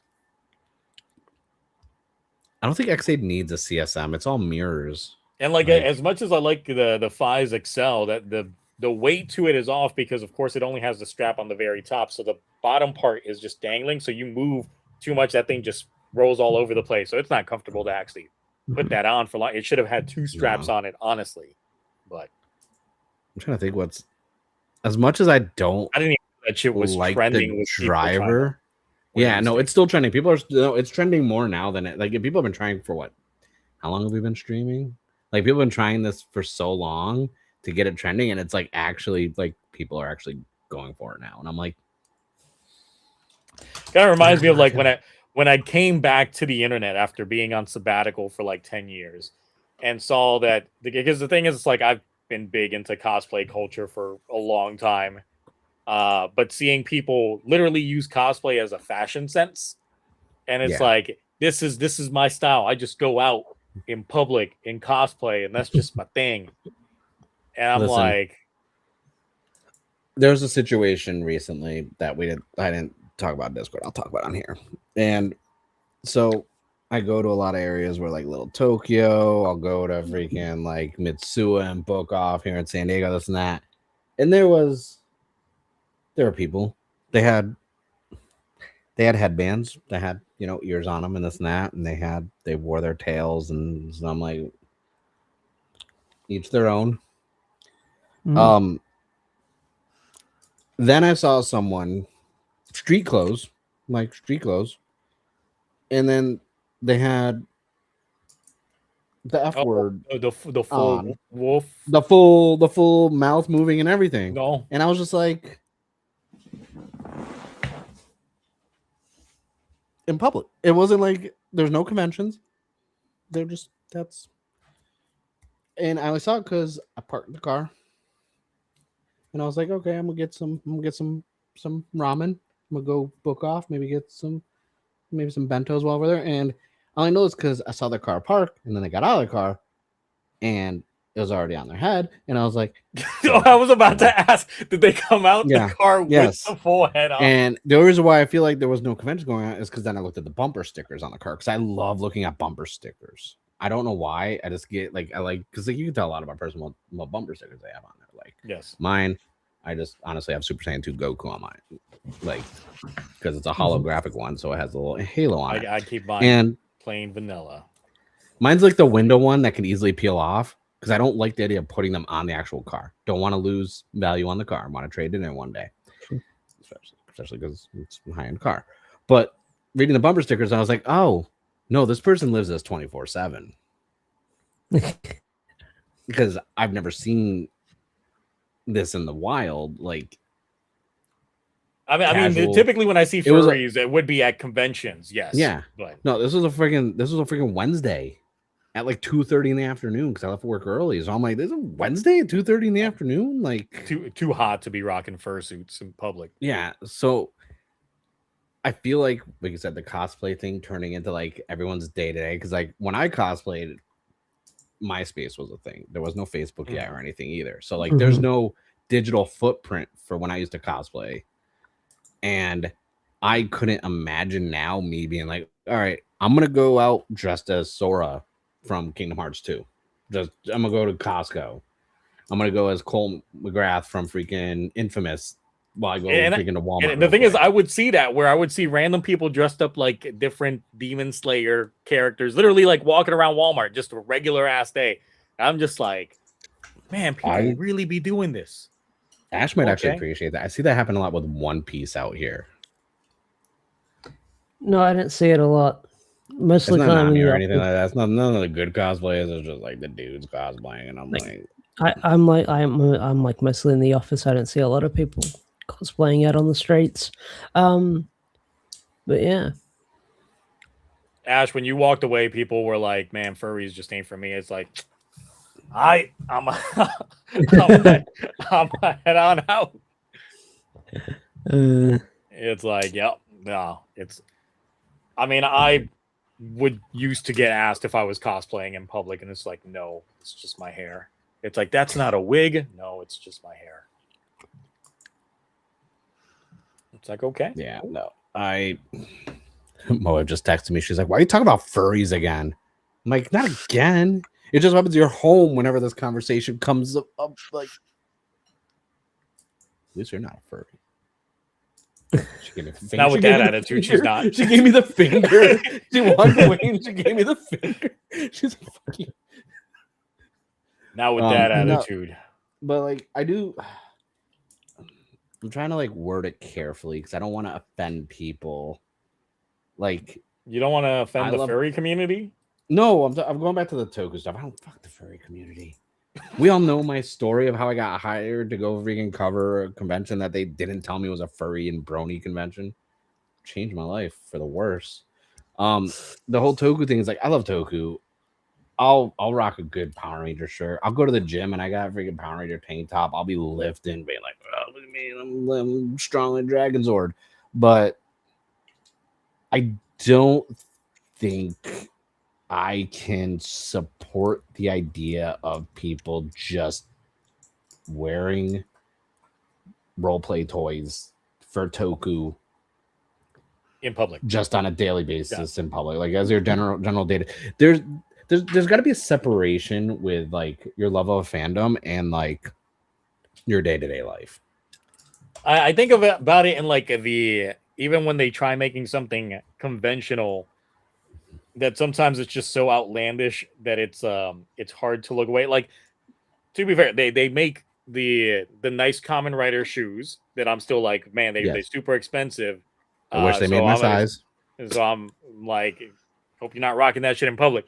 But you know, when I think they still make those Gundam shoes with those obnoxious fucking like wings. Listen, I have when I see both pairs. When I saw folks walking around with those in just regular public, first of all, I know how goddamn expensive they are. And second of all, oh my god, why are you wearing that? Like, they don't look good. Those are tacky ass shoes. Like, yeah, no, I have mine from a collector standpoint because I also have the Nike ones they dropped that had like the unicorn ones that then the Banshee ones. I am a sneakerhead. It's no secret because even a few people in your community that I became friends with DM me when shoes get announced that I don't even know about. I have IHOP shoes that have syrup inside of them. Okay, like. Yeah, I got those IHOP shoes. I had to buy them on eBay. That markup killed me, but they got syrup inside of them. So I was like, shit, that's super drip. But I don't. If I'm going to a convention, I remember when Converse was doing all like the DC line when they were doing all those. I buy all those, but I'm not wearing those in my day-to-day life. Like if I'm going to a convention, I'll be like, all right, let me rock out some nerdy shoes. Yeah, conventions like, or like you know.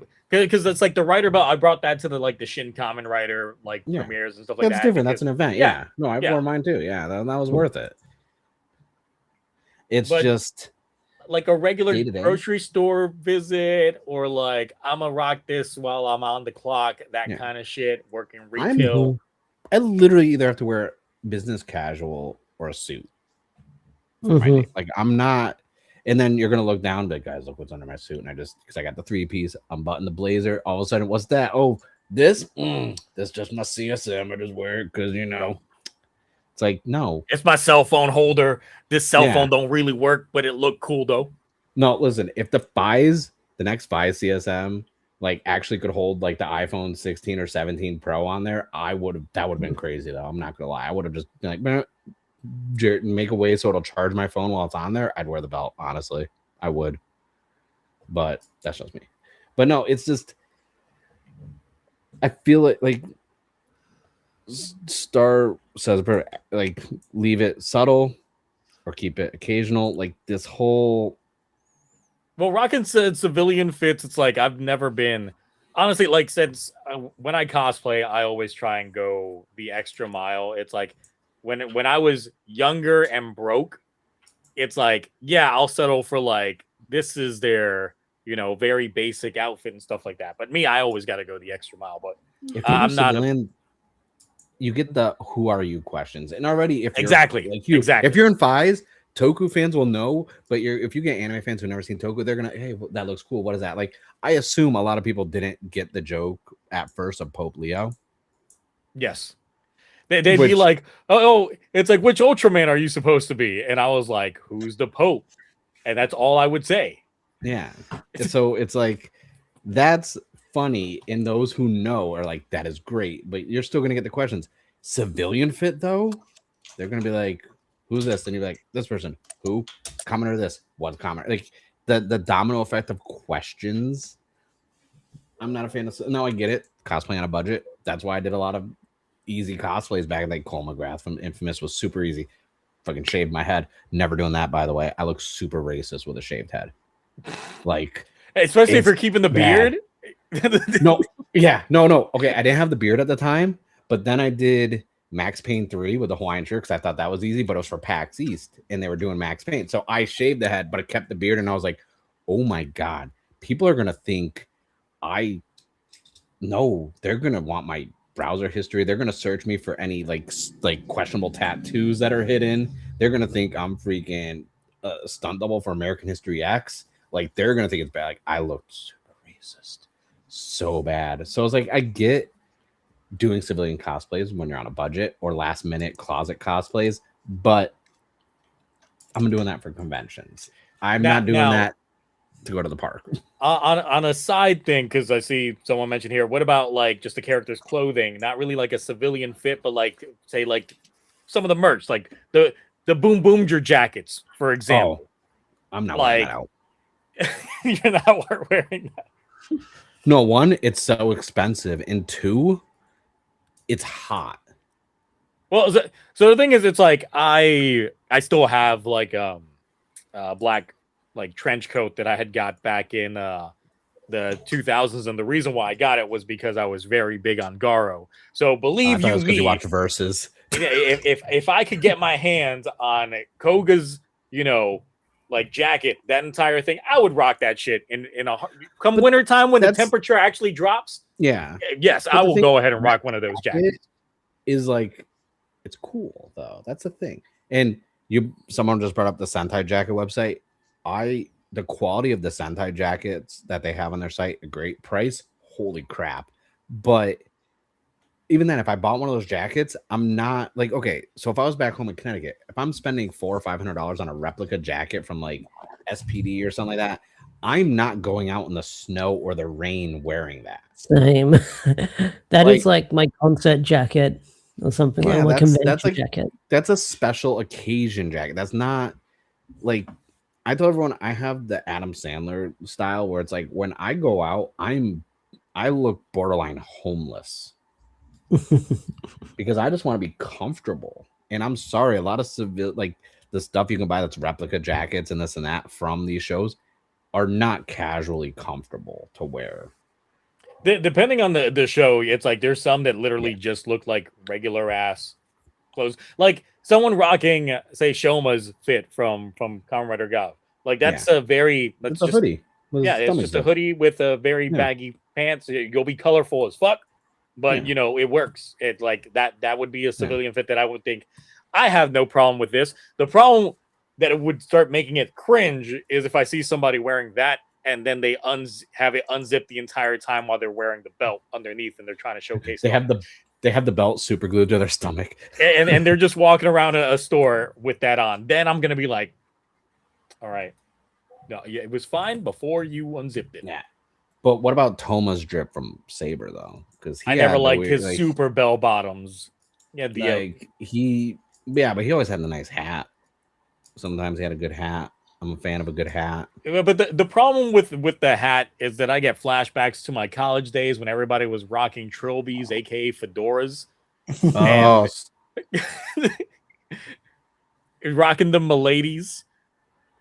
And then You just triggered a suppressed memory from freaking high school going into college. I don't know how that popped up and why that was a thing.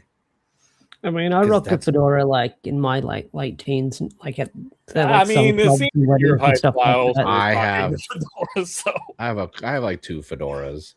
I'm still also mixed with Italian, so you know I had to get a fedora. It'd be dusty, but I might still offers. We're getting exclusive. Ash and a fedora. Everyone get ready to scream. But I just thought it's not like, I know it was like a tangent off the side before we get into more news announcements, but like just seeing the CSM and you talking about the scale and wearing it reminded me that literally yesterday I saw more people posting about, hey, I'm going out, look at the drip, and I'm like, and I'm sitting there, I'm like, that's not a CSM. Is that weird like lower end one? They put extenders on it because like I just don't get. Like, after the stream is over, you're gonna have to show me some pictures. I will send you links because I was gonna do a video because I've been doing more content that's like me just talking about stuff and other folks kind of working without out. naming names. Without naming. No, well, I did a whole crash out video because of all the sticker. Okay, you want to see really quick while Ash gets his fedora? So just to make 4 Sotos, look at all these sticker pages. Like I counted just to do Kamen Rider, the Inazuma Plasma for Zaps was like, oh no. Imagine that man walking into the bar, getting a picture of Long Island with that hat on. No, I think for the context of the story, he needs to be in a wheelchair, rolling up with the fedora. He looks like he says "milady" when he talks to females. The tip of the hat. That is great. I mean, is that subtly pinstripe too? Is that a subtle pinstripe on that fedora? That is a pinstripe. That Ash was a man in Australia though. That's like that it's socially acceptable. Probably not. You gotta find a way to hide the spiders in your head.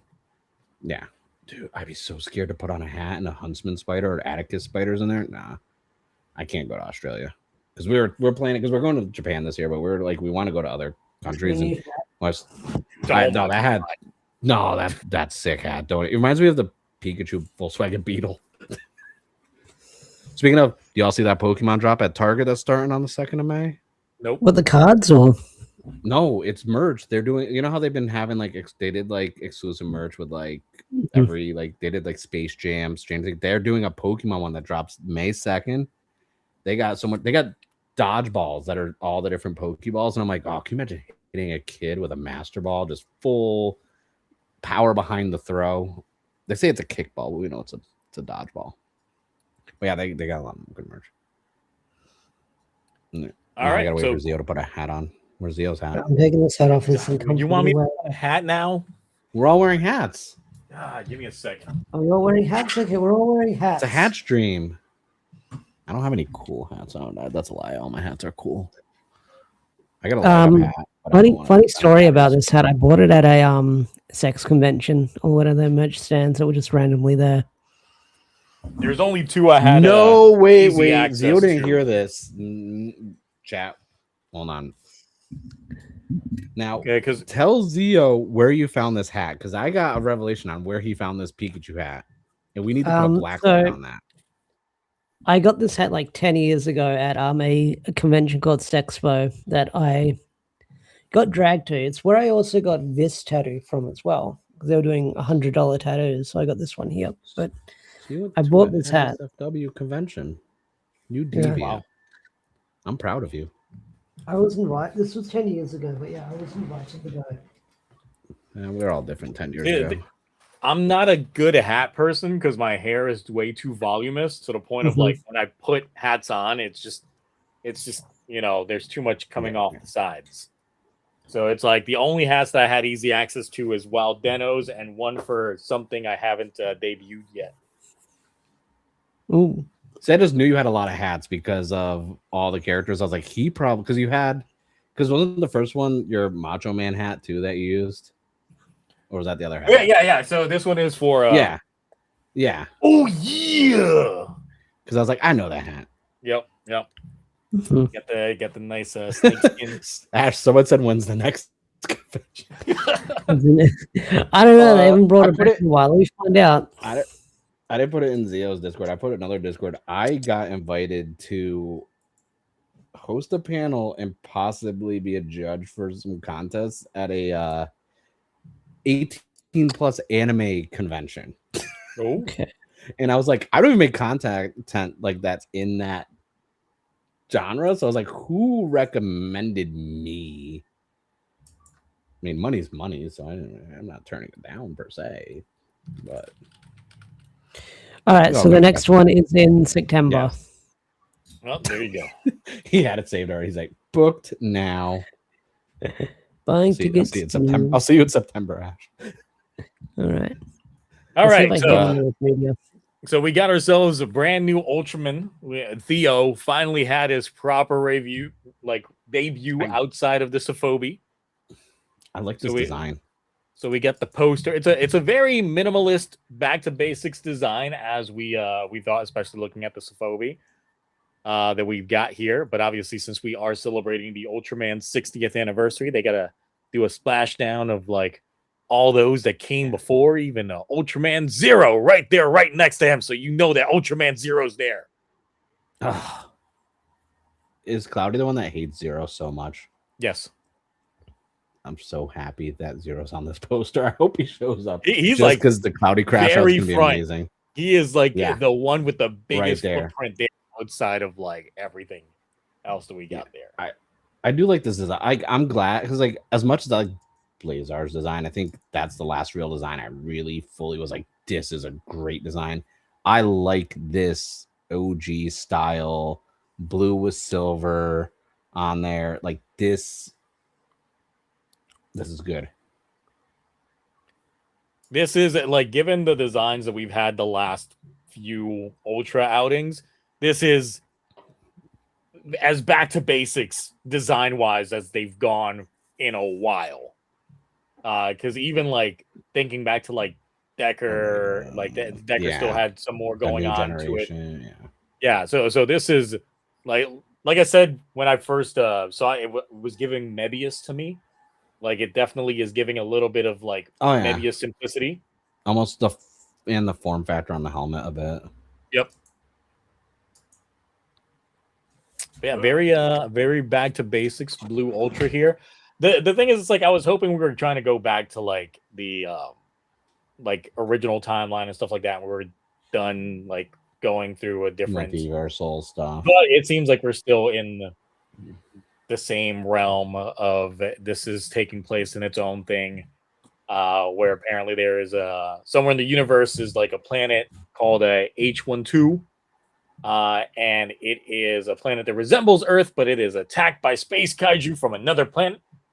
And then as the planet collapses and faces extinction, one lone alien escapes to Earth named Theo. And he is a lonely alien who will eventually grow to become Ultraman. On Earth, he lives as Ibuki Mitsushi. It's the first time I'm reading this. A third-year veterinary student at Meishin University. Although he struggles with the common sense of Earthlings, he leads a peaceful life communicating with the animals he loves. However, the peace is disrupted by a crisis where the same space kaiju who destroyed his home planet suddenly appears on Earth. When his strong desire to protect overcomes his fear in his heart, a brilliant light transforms Ibuki into the blue giant of light. So that is the basics of what we got for Ultraman Theo, which very, very basic. I'm excited for this. Like, I mean, I think that's a good thing too. Like keeping it, even if it's basic, like I feel like I kind of like basic with Ultraman. I mean, but then again, some of my favorite seasons aren't that basic, but it's just like I've been kind of falling in and out of Ultraman over the last like 2 to 3 seasons. Like Blazar was the last time like I fully watched one week to week. So I I think I'm more. I gotta finish Omega, but I'm more hyped up to watch this than I have been before Omega dropped. Well, I think once you get to like the end of Omega, you will like Omega, like just perfection. Once it got to the end, I enjoyed the first episode of Omega, but I was waiting for the dub. But and at that point, just keep going. Yeah. But the head writer for this one has not done any ultras before. I'm actually completely unfamiliar with any of their work. I don't know if they've just been doing let me see what specifically it was that they were doing, because I don't know if these are dramas or anime that they worked on, but like the first thing that they worked on was a series called Rental Lover in 2017, An Incurable Case of Love in 2020, Gourmet Detective Goro Akechi in 2020, Only Just Married 2021, Is My Kawaii About to Expire 2022. I'm noticing a slight theme. All of these sound peak. This is gonna be the best Ultraman show ever. Wait, what's the name of the writer? I don't know what this is, and I'm like, oh, right in the veins. Shigenori Tanabe is the head writer for this. They haven't done Ultra before. Yeah. They've done all these other shows. Latest one that he worked on was in 2024 called Living Room Matsunaga-san. Once again, there seems to be a reoccurring there seems to be a pattern. Hold on. This man has... Hold on, I gotta go on incognito because I don't want to Google search these on main. Like, I don't know what's gonna pop up. Oh! Are they anime? No, they are not. This is a live-action romance drama. Add the queue. Just in case. It seems like they're very heavy in writing romance. Yeah, or rom-com. The Gourmet Detective one looks hilarious, though. Like, yeah, I'm looking at some of the cover styles for these. That Deno's actor. I can see he wrote Pengu in the City and it is Gaga. That second show, The Incurable Case of Love, it does star Takeru Sato, so Deno's actor. Dude, fucking what? Shadow Moon from Black Suns in freaking the Gourmet Detective one he wrote? Well then. And this is the first time I'm literally doing research in real time. I did not know about. I may actually watch that before I finish Black Sun. Wait, let me just say, is my Quay about to expire? Because that just sounds like something I should not search, but I'm gonna. Yeah, so they definitely have a type. How that translates to this Ultra, I don't know, but I mean, at this point, like this better have some romance elements to it, because this guy knows apparently how to write them. My concern is not just the romance, a lot of comedy. So I'm like, this is gonna be one of those ones where it's like, is it gonna be a very like the comedy might land in it, and it might not seem so out of place because like it's easy. I feel like it's really easy to mess up interjecting comedy elements into Toku where it doesn't come across so like just out of place and weird and awkward if you don't know how to write comedy. So if you know how to write comedy, I feel like some of the elements that are supposed to be funny will the jokes will land then.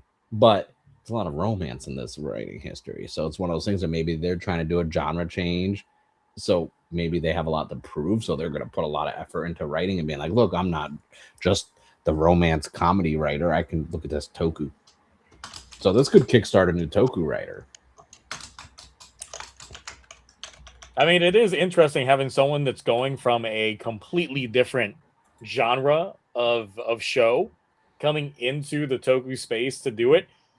I mean, look, it could be a double-edged sword. The only reason why I say that, but I kind of put more faith into Tsuburaya than say Toei getting Yeah. the writer for Gavan, and Boom Boomger, who was the Pokemon writer before that. True. So they were coming from only doing anime and very episodic anime at that to now making very episodic toku. So that's why I'm like, I don't know. All right, guys. We're watching Rental Lover in Discord tonight. It is downloading. It's got subs? Okay. All right. I was feeling Demolition Man, but okay. Ooh. Never mind. I mean, that's something that I had in my queue that I'm definitely going to be streaming on Discord in the coming days is Demolition Man. I feel like it's time. It is. Do you hear about the possible sequel that they want to do? Yes. Not sure how I feel about that. But it could be a Judge Dredd situation where that Dredd remake was like fucking good. But yeah, Theo gives a lot of basics in terms of like the story that they're giving us. But now that we know the pedigree of the writer, I'm a little bit more intrigued and curious to what this show's actually going to end up being. Yeah. So that's going to be an interesting thing to go from there. But hey, I mean, the last few entries of Ultraman have definitely been hitting. So I'll still be checking it out regardless. Even the not so great tokus, I still be checking out. I didn't even showcase off the lead. This is our lead. He looks like he would be from a rom-com now. Now that I've got the name on there, I'm just like, this kid could be in a rom-com. Yeah.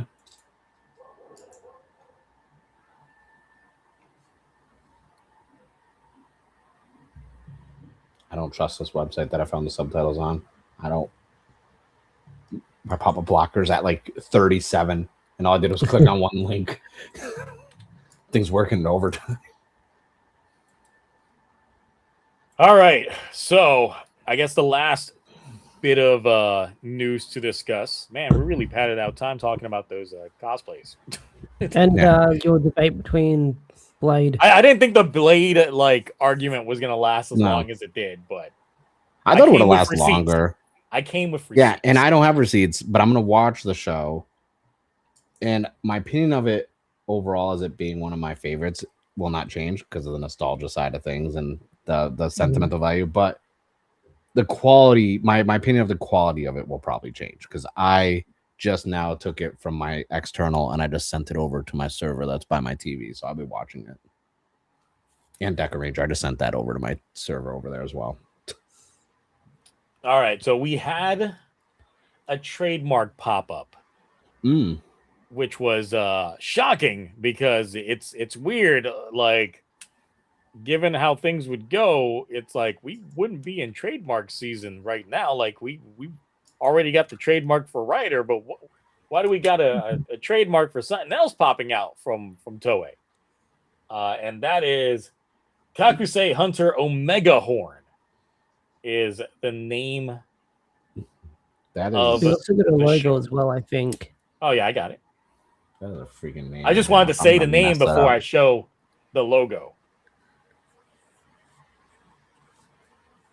Hold on. Real quick, blah, blah, something saying... Ah, shit, wrong one! Oh.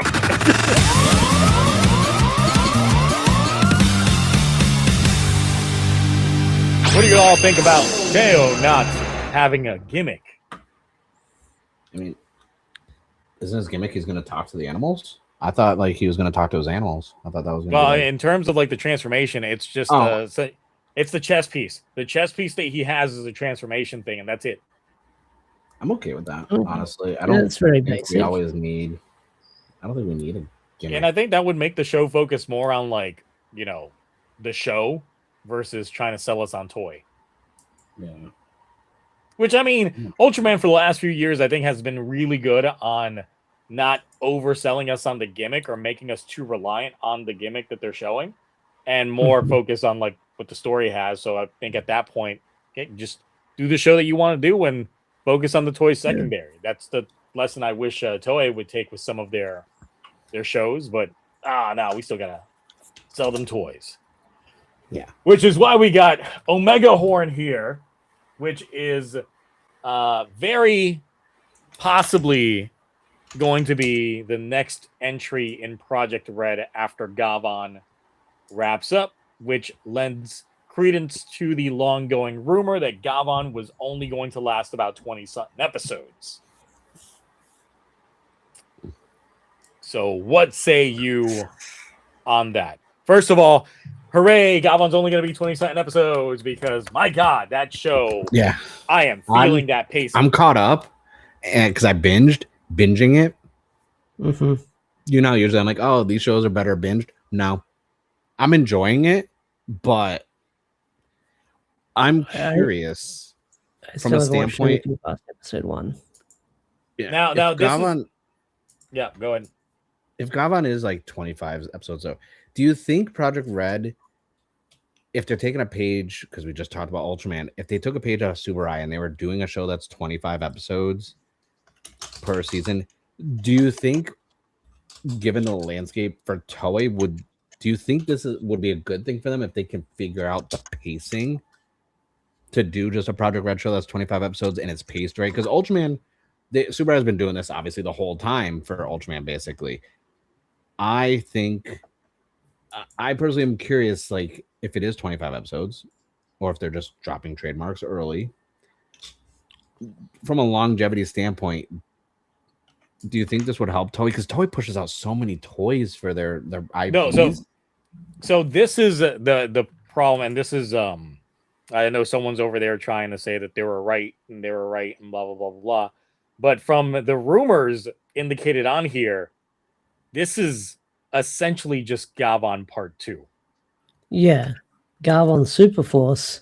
Yeah, so the thing is, it's not entirely a new show, based off of what certain rumors are indicating. So the indication is that essentially Gavan's going to have a somewhat passing of the torch moment, but he's still going to regularly appear in the show. The gimmicks are still going to carry over. So the Amor Gears are still going to be the main gimmick of the show. So they're not really making any new toys. And that instantly de-hyped me regarding this entry. It's just like, so it's not really a new show. It's really just, we're just going to continue this with. Would they keep the same show, like writer and stuff, or would we get a whole new team working on it? Because that's also going to be a factor. Well, that's the thing. It could be that they get obviously new production staff involved with this, but from the sounds of a lot of the indication, this is just seeming like a second half to Gavan, just where they swap out the main character, but the main character is still going to end up showing up from a lot of times. Because I feel like if it was a whole new writing team, new director and stuff like that, I would be a little more like, okay, let's see what we're working with this time. Let's see if we like how much the tonal whiplash is going to be for us. Because for all we know, if it is hypothetically, because we don't really have too many answers right now, it's a new team writing it and this and that, and say it's a writer we know that has written, maybe some Reiwa era, like Kamen Rider or Heisei, like someone who is established in Toku as a writer who's done a lot of stuff that's not Inoue. And we're just like, oh, okay, well, they wrote this, they have a good track record. I'm more open to give it a chance. But if it's the same team, what's to differentiate from Gavan to Hornblower or whatever it's called, like Omega Horn Hunter? Yeah, that's what I thought. I literally thought it was Hornblower. I was barely paying it because that name. I'm gonna mess that name up so much. So yeah, well, I mean, one of the biggest problems that I have is obviously if we are gonna keep the same gimmick, because I don't see the Emo Gears as like a gotta have it gimmick. And the fact that they're just gonna have it carry on, I don't know. Once again, we haven't seen the toy sales yet, so we don't know if this is doing gangbusters currently. We should know next month, right? We should know next month, right? That's the first quarter numbers we should have. But yeah, for the time being, it's like I don't know how well those sales numbers are, but if they're keeping it for, I guess, the retrofitting nature of Gavan still being in the show in there, then okay, I guess that's a thing that that they can just keep reusing on there. I know Orb, who sent me the information, he was thinking along the lines of this might be a Jaspion situation, just because of the similarity of the names. Yeah. Because Jaspion is the Mega Beast investigator and also part of Metal Heroes. So I guess a good way to still maintain similarity within the suits is to do something like that. And move away from our sheriffs into those guys. If they keep the gimmick, do you think they're going to keep the changer still being a gun? I think they'll probably make a new changer for a new character, but it's still obviously going to use those gimmicks to do the transformations. Now, whether or not the Emo Gears are still going to be based off of emotions and not kaijus is a whole different thing, because I think that's probably going to be their swap out, is even though it's still the same style aesthetics, that they are going to change what's actually in the Emo Gears to go along with the kaiju aesthetics. Yeah. Also, So really it'd quick, be similar to like Ultraman Geed. Yeah, just to acknowledge chat of greatness. No, we're not comparing anything Project Red to the peak that is Yokai Watch. Yokai Watch can do no wrong, and it will. I will never like Yokai Watch is too good. I will never compare Yokai Watch to anything that is Project Red.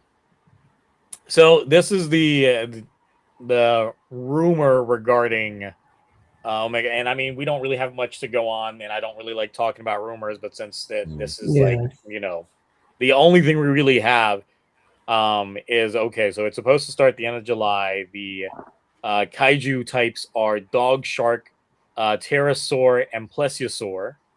Summoning device is a megaphone. Yeah, I've heard this as well. And it's the hero and the rival both use the megaphones, and there is 5 kaiju for the hero and 1 for the rival. I don't know how I feel about a megaphone as a changer. The new Emo Gears will look different, but there are several of them, and then vinyl figures for the main kaiju.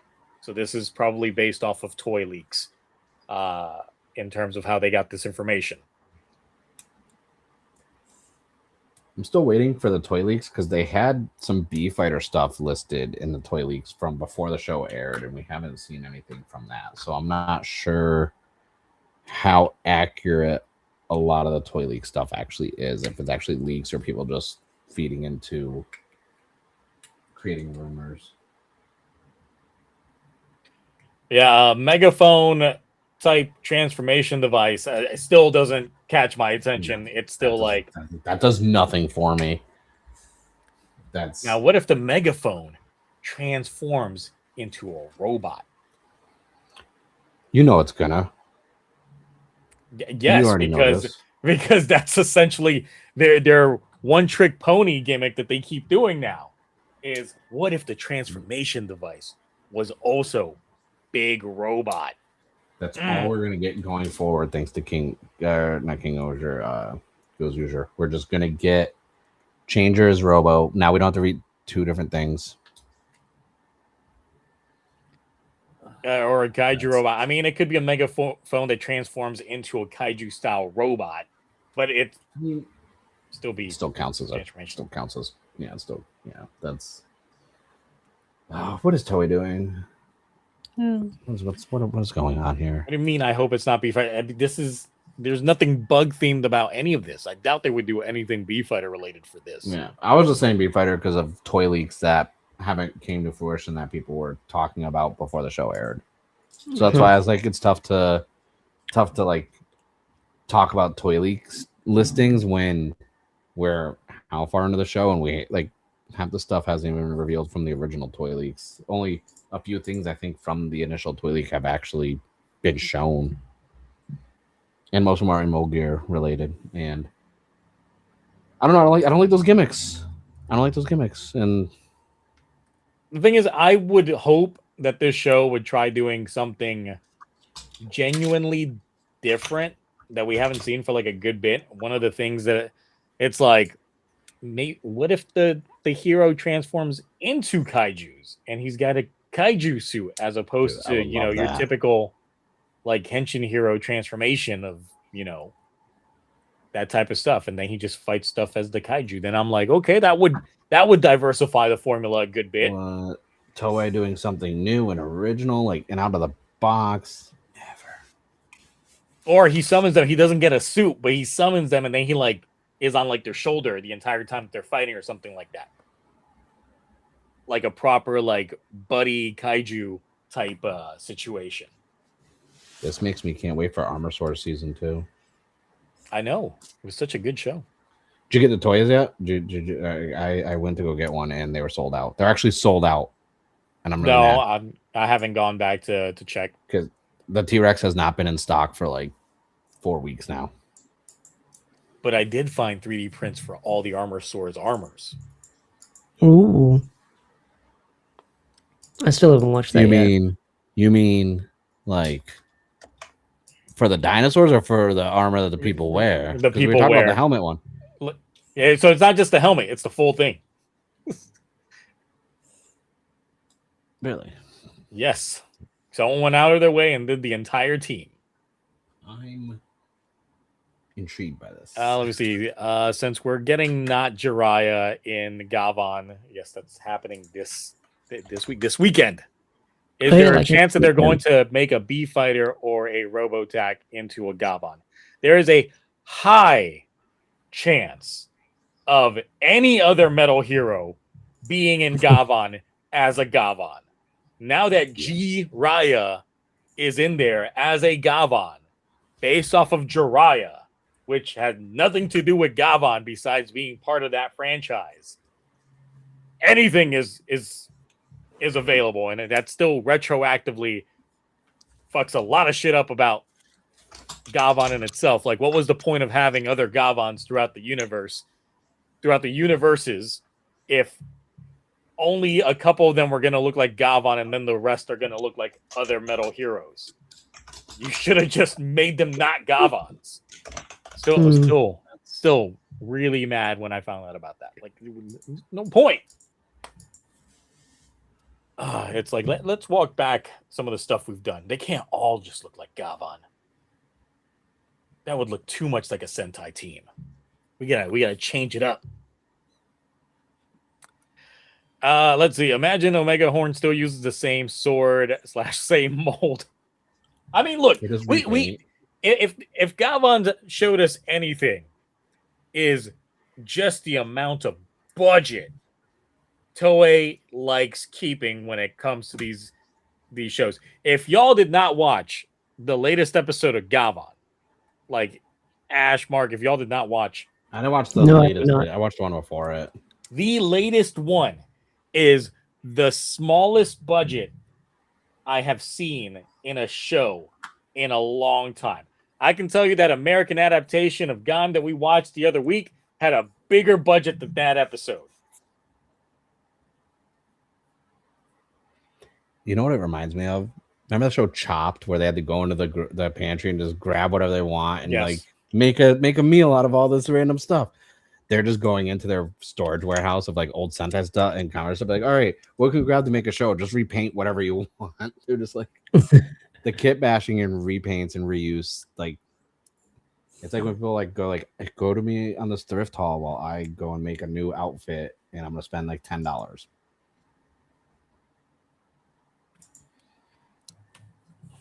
But yeah, no, the latest episode, it had the one monster design that we keep seeing in Gavan duplicated multiple times. Wow. And they stayed within the same set, like right outside this one building, almost the entirety of the episode, fighting it. Like almost a whole episode in that one spot, fighting green screen replicas of the same suit. That was essentially the episode in a nutshell. That was. I feel like all that behind the scenes stuff they're showing ahead of time with like people building the suits and this and that. Like, I feel like that was all just like a bait and switch at this point. I mean, They they built like the one kaiju suit, and then everything else was the Gavans. They made it seem like they were like, we're in production, we're building all this great stuff, can't wait to show you guys, and it's like, sure. So I'm like, is their budget on making multiple kaiju suits going towards this? And is this the reason why we haven't gotten a lot of monster designs in Gavan? Because that would mean that they're stretching the budget of what would be probably, like, even then we've seen less monster diversity in this far into Gavan than we've seen the whole of 5 episodes of a regular Sentai show. So, really quick, does Toei ever release the show budget? You know, like in the US, No. a lot of shows they tell you they don't. Because I was curious, I was like, all right, I want to know production budget compared to toy sales. I would love to get those numbers to compare them, because that would be. It's like the only thing that we know concretely is that like King Oger was their most expensive show to produce. Well, yeah, they had that, and because of that, they had to do massive budget cuts for Boom Boomger. Well, they had to use that Sony green screen they used for the Mandalorian, which they only used in like some shots, and then the rest was still just a giant green screen set. I was so hopeful like that was gonna be like a game changer, that like, okay, thanks to this, like this is the future using this technology. Because you look at the Mandalorian, I don't really care for the show, but visually with that green screen they did wonders, and I'm like, oh man, like getting that in a Toku, this is where it's at. Look at where we're about to go. We're gonna eat good. And then it's like, as much as I love King Oger, it was not on the same par. And I know budget-wise between Disney and Toei for their shows are different, but just from a quality standpoint, I thought it was going to be higher, as much as I love King Oger. Well, the thing is, it's like, I know that there's the possibility of a show being done on a budget and still being good, even by Toei standards. And I really think it's just the creative team that they have over their big shows. Part of the reason why is on the Twitch streams, we recently finished the new live action Akakage show, which was only 20 episodes. But the thing is, you could tell the show's budget. Like some of the effects were definitely very dated. Reuse of the same like studio lot set for some outdoor shots that were, of the time period. But it still told very compelling story, great character interactions, really good fight scenes. But you could feel that the show really had a small budget. But even then, the style of it and the way that they went about it, it didn't detract from the experience at all. If anything, it felt like watching old kabuki style theater, just, shot in a drama, which I guess was what they were going for, since it's, supposed to be, Nobunaga's Japan. Yeah. So it was done really well for the budget that I know what I bet Akakage had a smaller budget than Gavan does, because they didn't have no big CG hot mess fights or anything like that. A lot of it was literally practical effects and superimposing someone giant onto a shot of someone being really small, like the bare basics. I kind of like that. Let me see here.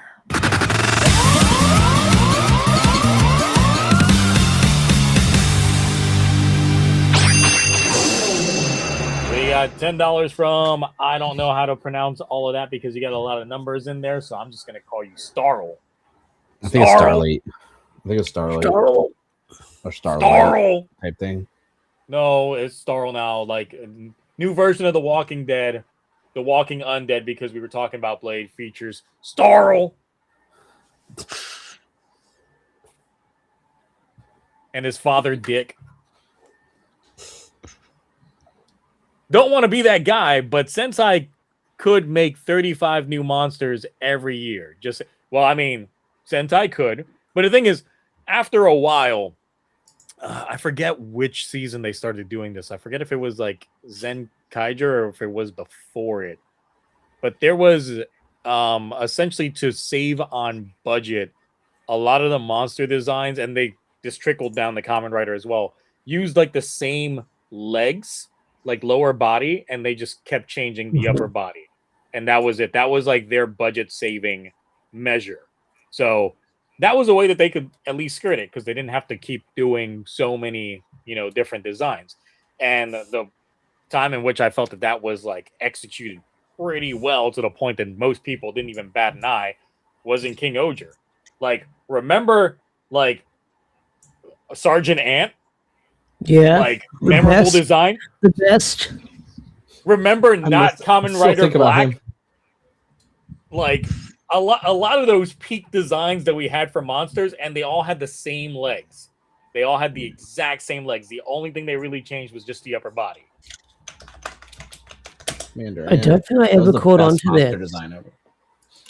Yeah, it was the same thing in Kamen Rider the last few years. They would keep the same lower body for a lot of the designs, and they would just change out the upper half. Granoots, same lower half, different upper body.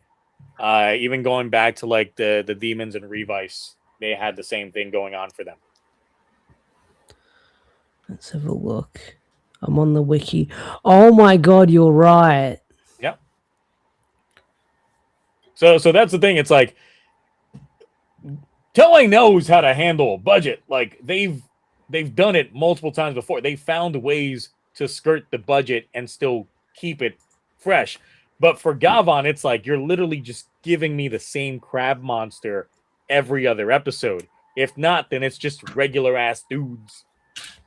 Yeah, civilians getting their ass beat by people in shiny suits. Yeah. It literally is police brutality. It's like, man, you heavily armored folks are just beating up on the regular person. But really quick, type in chat how to say your name because I think it's Starlight. That's just me. I think it's Starlight. It's gonna bother me. We gotta figure out how to say your name. I think it's Starlight. That's what I think. It's not Starl. Starlight. Oh, no. Gavan makes me hate the transfer. Oh my god, that is the other thing about Gavan. I know it's tradition, but when they literally do a really fast transformation and it's just like, now let's watch how that process actually goes. All this stuff that happens in like a millisecond actually goes through this very long sequence, but we're gonna play it for you so you see it every time.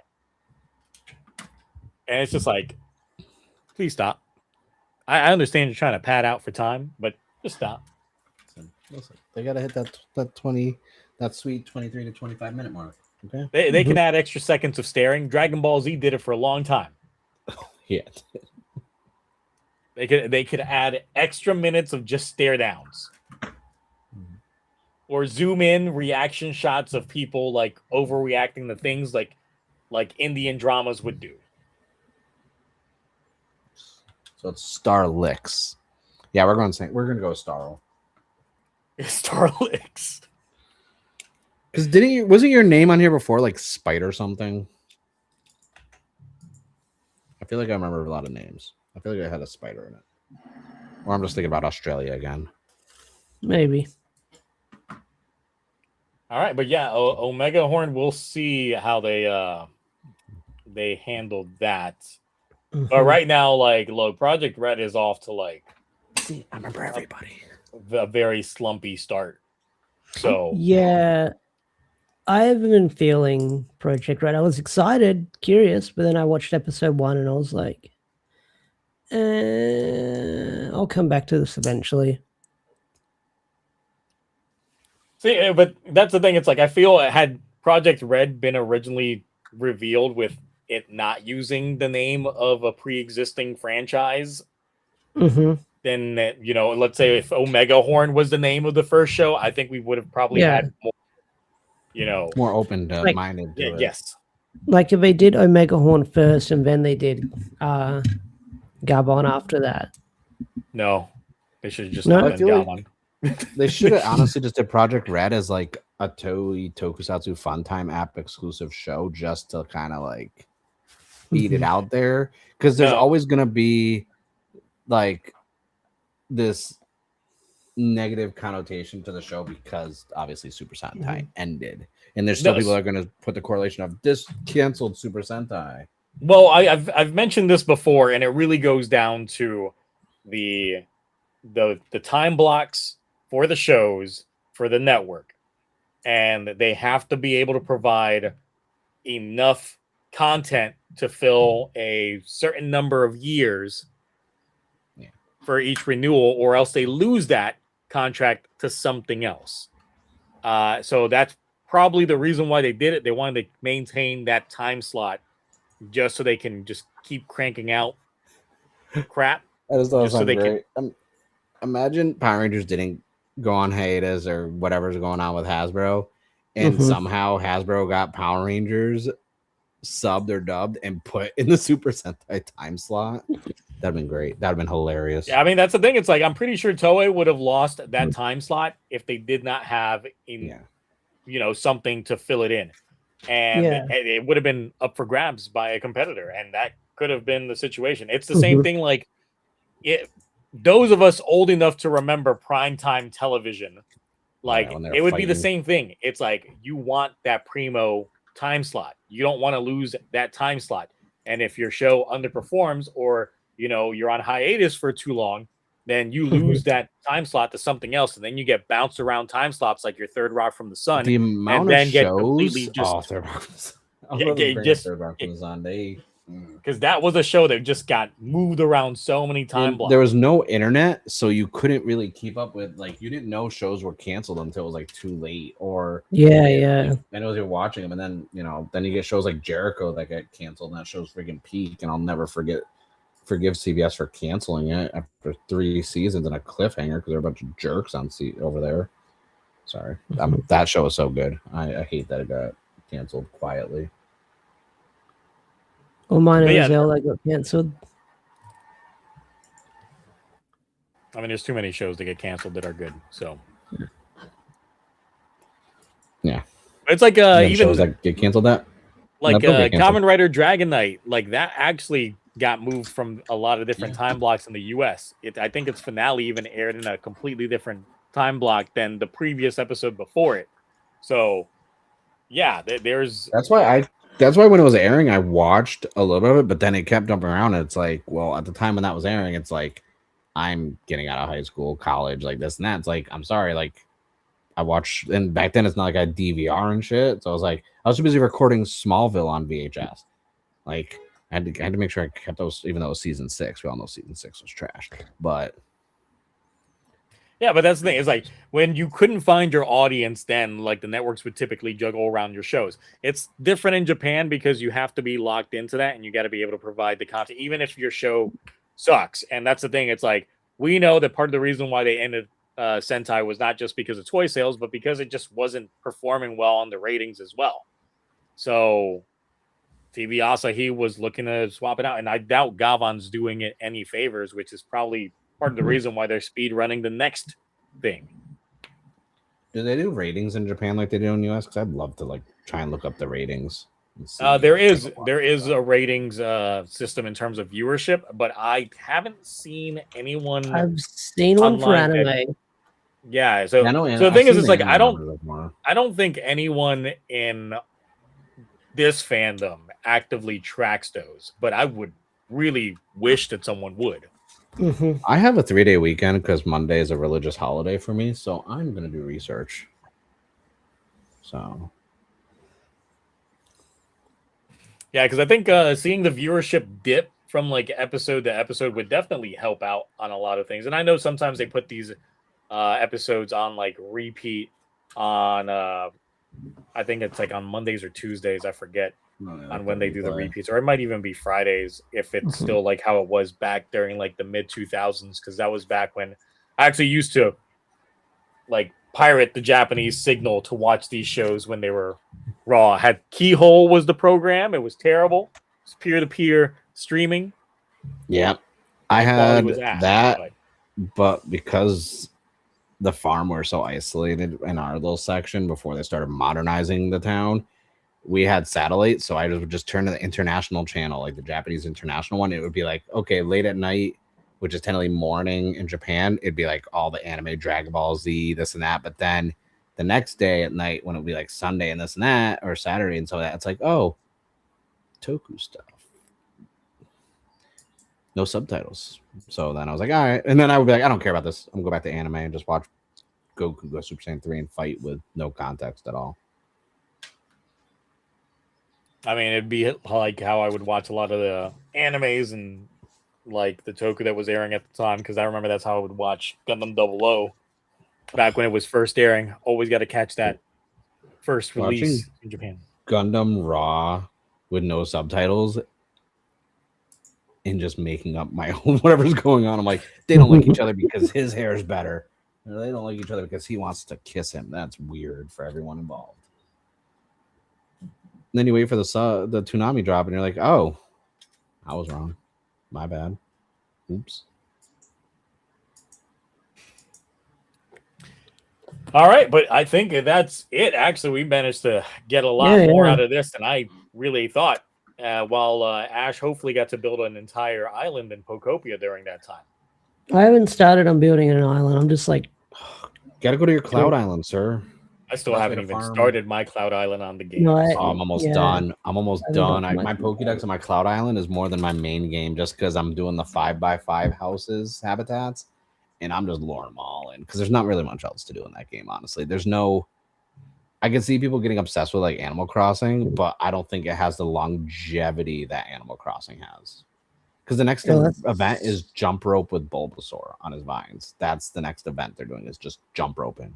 And I'm like, yeah, don't care. I thought we were getting Sableye and stuff. Well, maybe they'll do it like Animal Crossing, where like how they did like Easter events and stuff like that. That gets patched in. Yeah.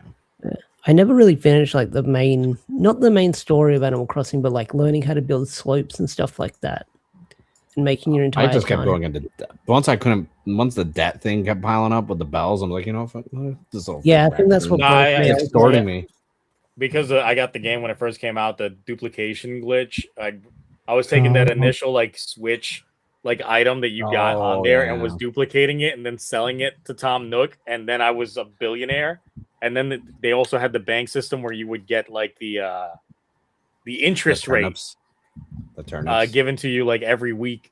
So I ended up making so much money in the early game that I was like, I'm set. I paid off my house completely in the game. So some of that life, I don't think I'm gonna pick that up. I don't know. Yeah, I watched some videos. It looks entertaining, but honestly, I don't have the energy to play any more of these slice of life games. I need some RPGs in my life, like some. And even though I have Pragmata pre-ordered, I'm gonna hold off on it because even though the reviews have been really good, hearing that it's about a 10-hour game from start to finish, and most people like just do the replayability. For me, I don't replay games like that.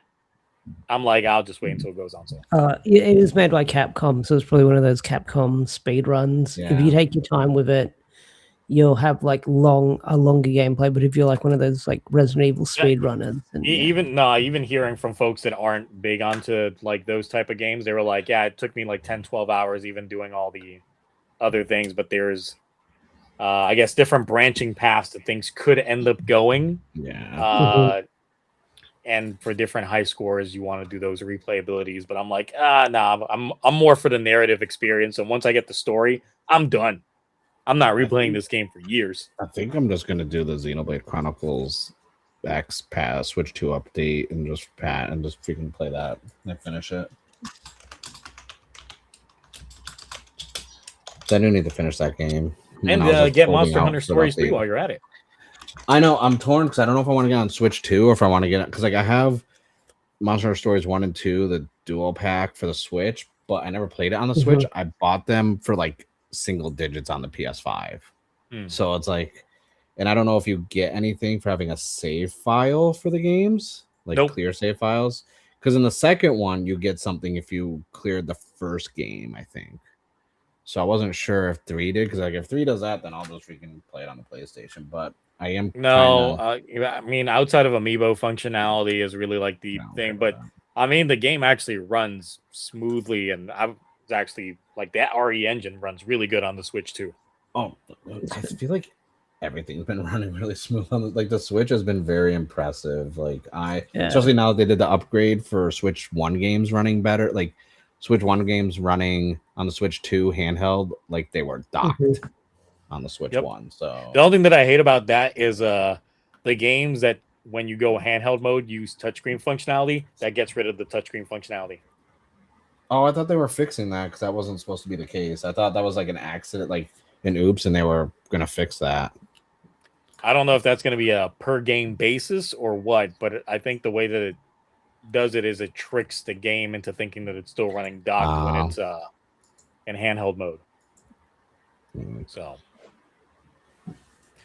all right, but that is it. I don't think we got anything else. We are good on that train. So, I'm still working on Toku Awards. Still got stuff, especially. Well, I took a break last week because of the back. But yeah, I should be getting back on that. I know a lot of folks in the Discord server have been helping me getting some of the footage that I need for it. I believe we got most of it. I think we're still missing like a couple of footage blocks that we need for all the nominees. But hopefully that comes out before May, because there's a line in there which I specifically call out the month. So it better come out in April. You just dub over you saying a different. It's like, but the mouth doesn't line up with what he's saying. You're like June. It's like what? It's like, no, I thought we were talking about Take a June. My bad. But yeah, outside of that, obviously, anybody who's catching the Twitch stream tomorrow, it's going to be a bloodbath. We're going to be watching the Deca Ranger post-show content, so the anniversaries, the crossover with the Gavans, and stuff like that, while we're deciding which shows we're going to end up watching the following week, and see if my premonition of Time Ranger ends up being correct. I don't even know why I dreamt of Time Ranger specifically, but it was just what my mind went to. That's the thing. I haven't seen it. I'll try and get you something signed by Timefire. I was thinking about it. I was like, I gotta get something signed by Timefire because it's fucking Timefire. What if I get him to say Timefire and I record the audio as a sound bit? What if I give you one of my Geets in the Sheets prop books that I made back when I was reviewing? The fact that you keep those, get him to sign the rock. Look, hold on. Seen him to get the rock and have him sign it. Also, while he's getting that, look, I built a T-Rex and it's clear color because I'm obsessed. These still exist even after all these years. I've never, dude. The fact that you like, they might come back when Gates gets another special and like they are still here, still out here rocking it. The Geets in the Sheets was still like it's so the bits never died. Like I just kept them. Like Gates might come back with like another special or a movie, so it's good to keep them around. So I'm just like, yeah, get you over there to sign the cover of Geets in the Sheets.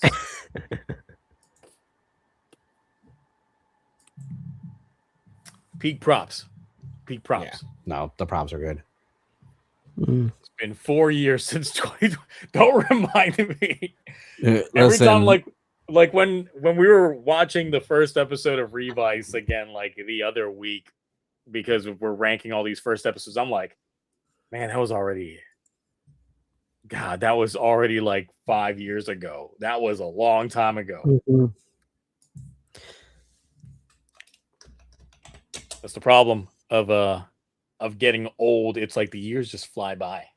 Yeah, it's like nearly, yeah. Oh, really quick, Zio, I had a follow-up to something that I don't think we talked about on stream. So I went to Panda Express to get my bulldog chicken, right? They have it mixed already, and they're cooking it in the wok with the bulldog sauce. So I don't know what they did to you. They gypped you. And that shit was so good.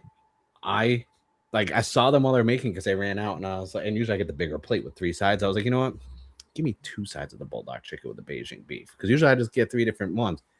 They were in the wok, they were squeezing the bulldog, and I was like, "What you doing?" They just threw the packets in the thing for my. No. So it's like it was like never again. So again. No, they didn't do it right for you. So I feel like you should go back, and make sure it's made right and get it. Because I'm not gonna lie, that shit was good. It was real good. I'm addicted. I mean, I ended up firing up my own walk and doing it myself, like just with. I bought I got a bamboo steamer now, so I've been steaming buns and freaking dumplings like every day now. That's my new. Listen, what I do in my free time with buns and steam. Speaking of that Chun-Li popcorn bucket, back to go full circle. Yes. Give me what I want, Capcom and AMC. But yeah, Mark, you put out a video right before the stream started, right? Yes, I've put out 2 videos this week, and I'm shot. Well, one, like, it's not doing bad, like, for what it is. The first one, I'm surprised I got 100 views, but apparently I got 20 views on it. It's just, okay, one. So just so you guys can see, I'm doing the review. I got to edit it still. I've made my Sotos for Gav, like, and Zets. Like, this is good. This Hexenheim one came out great, but I was crashing out because I have another set I still have to make. This is the longest gap I've done without reviewing candy toys because the Inuzuma Plasma for Zets had like 50 freaking stickers. There is no visible plastic except for his crotch that isn't a sticker. Everything else is a sticker on this thing. Oh my God. I was crashing out. And the stickers were folding so weird. I had to hit it with, you know, the Mr. Super Clear because you always got to have Mr. Super. And I was like crashing out. I was like, you know what? I'm not going to do this. I don't want to fucking do this. So I made a video just talking about how, like, Bandai is making more and more stickers to complete these, but they aren't, like, they're cutting forms out of shows still. Like, as much as I don't like Gotcha, they cut 3 of the forms, like the robot one where you had like the motorcycle and stuff, that got cut out. We're not getting a lot of forms still, and that's why I like these toys. And then I did a video like we talked about before stream where I watch a lot of content when I'm doing other stuff, and I've been watching a lot of Toku content creators that have like smaller channels and this and that.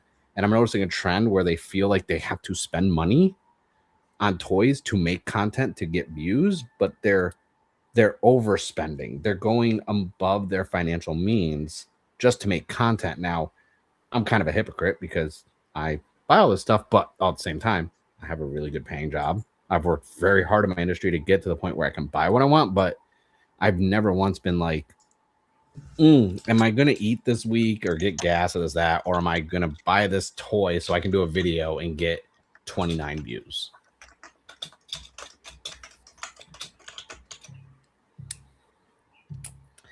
And now someone had to comment on said video saying, I'm just scared they're going to beat me again in Tokudet. And sir,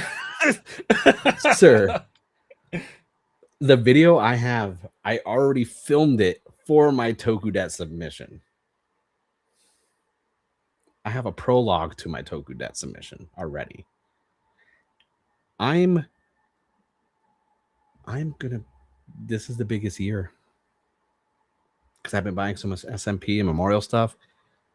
I'm gonna become the Tokudet Titan. After this, I'm retired. I'm not even going to submit after this year because I know I won the eternity crown of Tokudet.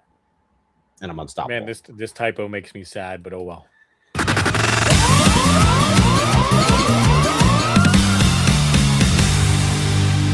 We're over here trying to leave, and they're like, we need more Tolu toys. Tolu games. I don't know what Tolu is. Who's Tolu? I love Tolu. Yeah, obviously Toku games. I love Tolu a lot too. Lots of Tolu. I feel like that subject's beating a dead horse because we've talked about this for like 2 years straight now.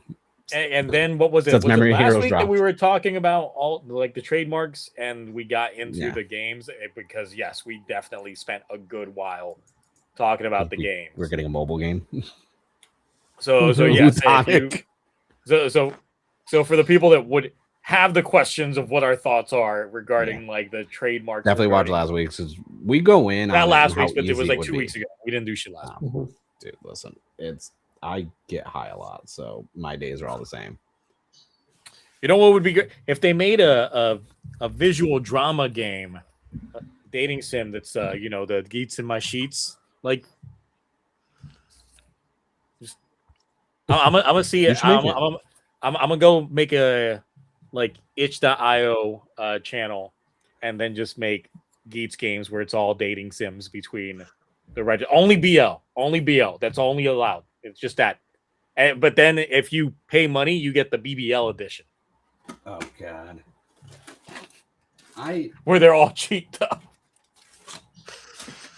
Double cheaped. Nice, good old Photoshop works. All right, Ash, what you got going on? Not a lot. I mean, Power Rangers Prime ended. Last weekend I put together my compilation of all my reviews together. That goes on for 4 hours. So that will drop either. I don't know if I'm going to push it forward to next week or the week after.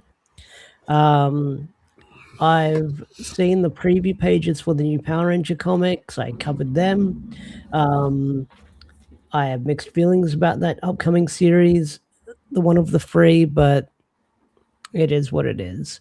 But yeah, I don't have a lot planned. I don't have a lot planned. I mean, Tojima has ended. I stopped covering that up. I don't have anything planned, to be honest. Unless something crazy comes out or I can make a filler video covering like toys or news, then I have nothing planned. Well, you got the Kaiju Rangers Wave 2 is still slated to come out in April, even though the month is 2/3 gone. That's still can't find them in Australia. Tell you got to watch Armosaurs and you got to make a video on Armosaurs. Yes, you do. Oh my God, I gotta get Armosaur toys. I feel like Amazon yet. I feel like Film Form beat me. It's on Disney Plus. Or the toys. No, I meant Armosaur the toys. Yeah. I typed in armor and it's like Armosaur toys. I'm like, oh yeah, I was already searching this. You could talk about Mini Force because those toys, like, I've been like, look, I feel like Nate from Film Form is like the guy who covers all the bootleg Power Ranger knockoff stuff and is really good at it. Mini Force, yeah, but without Power Rangers, is great though. It's like, is it a bootleg? Like the closest thing. Power Rangers is the Armosaur's bootleg. Like Armosaur's is the legit one now because they actually have a show that's airing in a second season. Mm-hmm. So Power Rangers is copying them. That's true. And they got the better dinosaurs. Yes, they do. Because they're armor dinosaurs. Yep.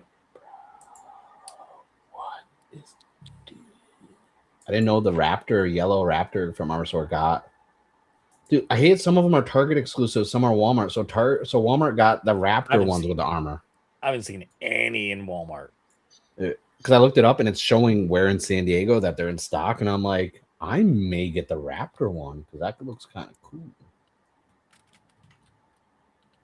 Dude, Walmart has a lot of. They have the vehicles too. What the man? I don't go to Walmart a lot, so now I'm just like, you know what?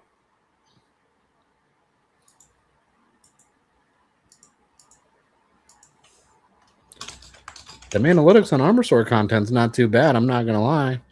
Just saying. I mean, there's probably people that are just morbidly curious or want that proper Power Rangers replacement that aren't toy videos. Like the toy videos are got some good numbers on them. But I'm not gonna buy toys just to make content. No, I can't get in. You got mouths to feed. I have 2 cats. I have 2 cats. My cats are expensive. I doesn't know gas prices because it cost me cost my wife I think $60 to fill the freaking Sentra yesterday, and I was like, I'd say that's the cost of a video game, but video games are $70, so it's almost a video game to fill the tank.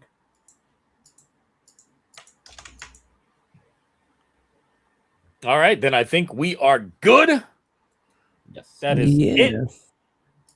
Cut it there, and we will catch you all next time there is news, be it next week, the week after, or the week after. Then we'll be back for more of that. Maybe it'll be like 2 weeks ago where it was a crazy news week out of nowhere. Yes, and that's the thing. It's like sometimes we don't know until Friday happens, and then it's just like, bam, here's all the news. I feel like we can find something to milk. Got to go back to making bracket offs. Right. We'll find something to bracket off. Some bracket battles, yeah. See what we. The worst non-riders in Heisei. We could put the worst moments in Blade bracket off. Everything is there. That's a YouTube clips though. We'd have to play the clips though, and we get hit. You just have to take our word for it. Right. Trust me. Yep. We'll just reenact the scene each time. We'll get green screens out. We'll reenact. I know. See? Unless. Use AI enhancement backgrounds. Go be a doctor. And get into an argument with another kind of pope. The ultra kind. And on that note, I think we're good. Yes. Yeah. All right. We will catch you next time. Until then, bye. Bye.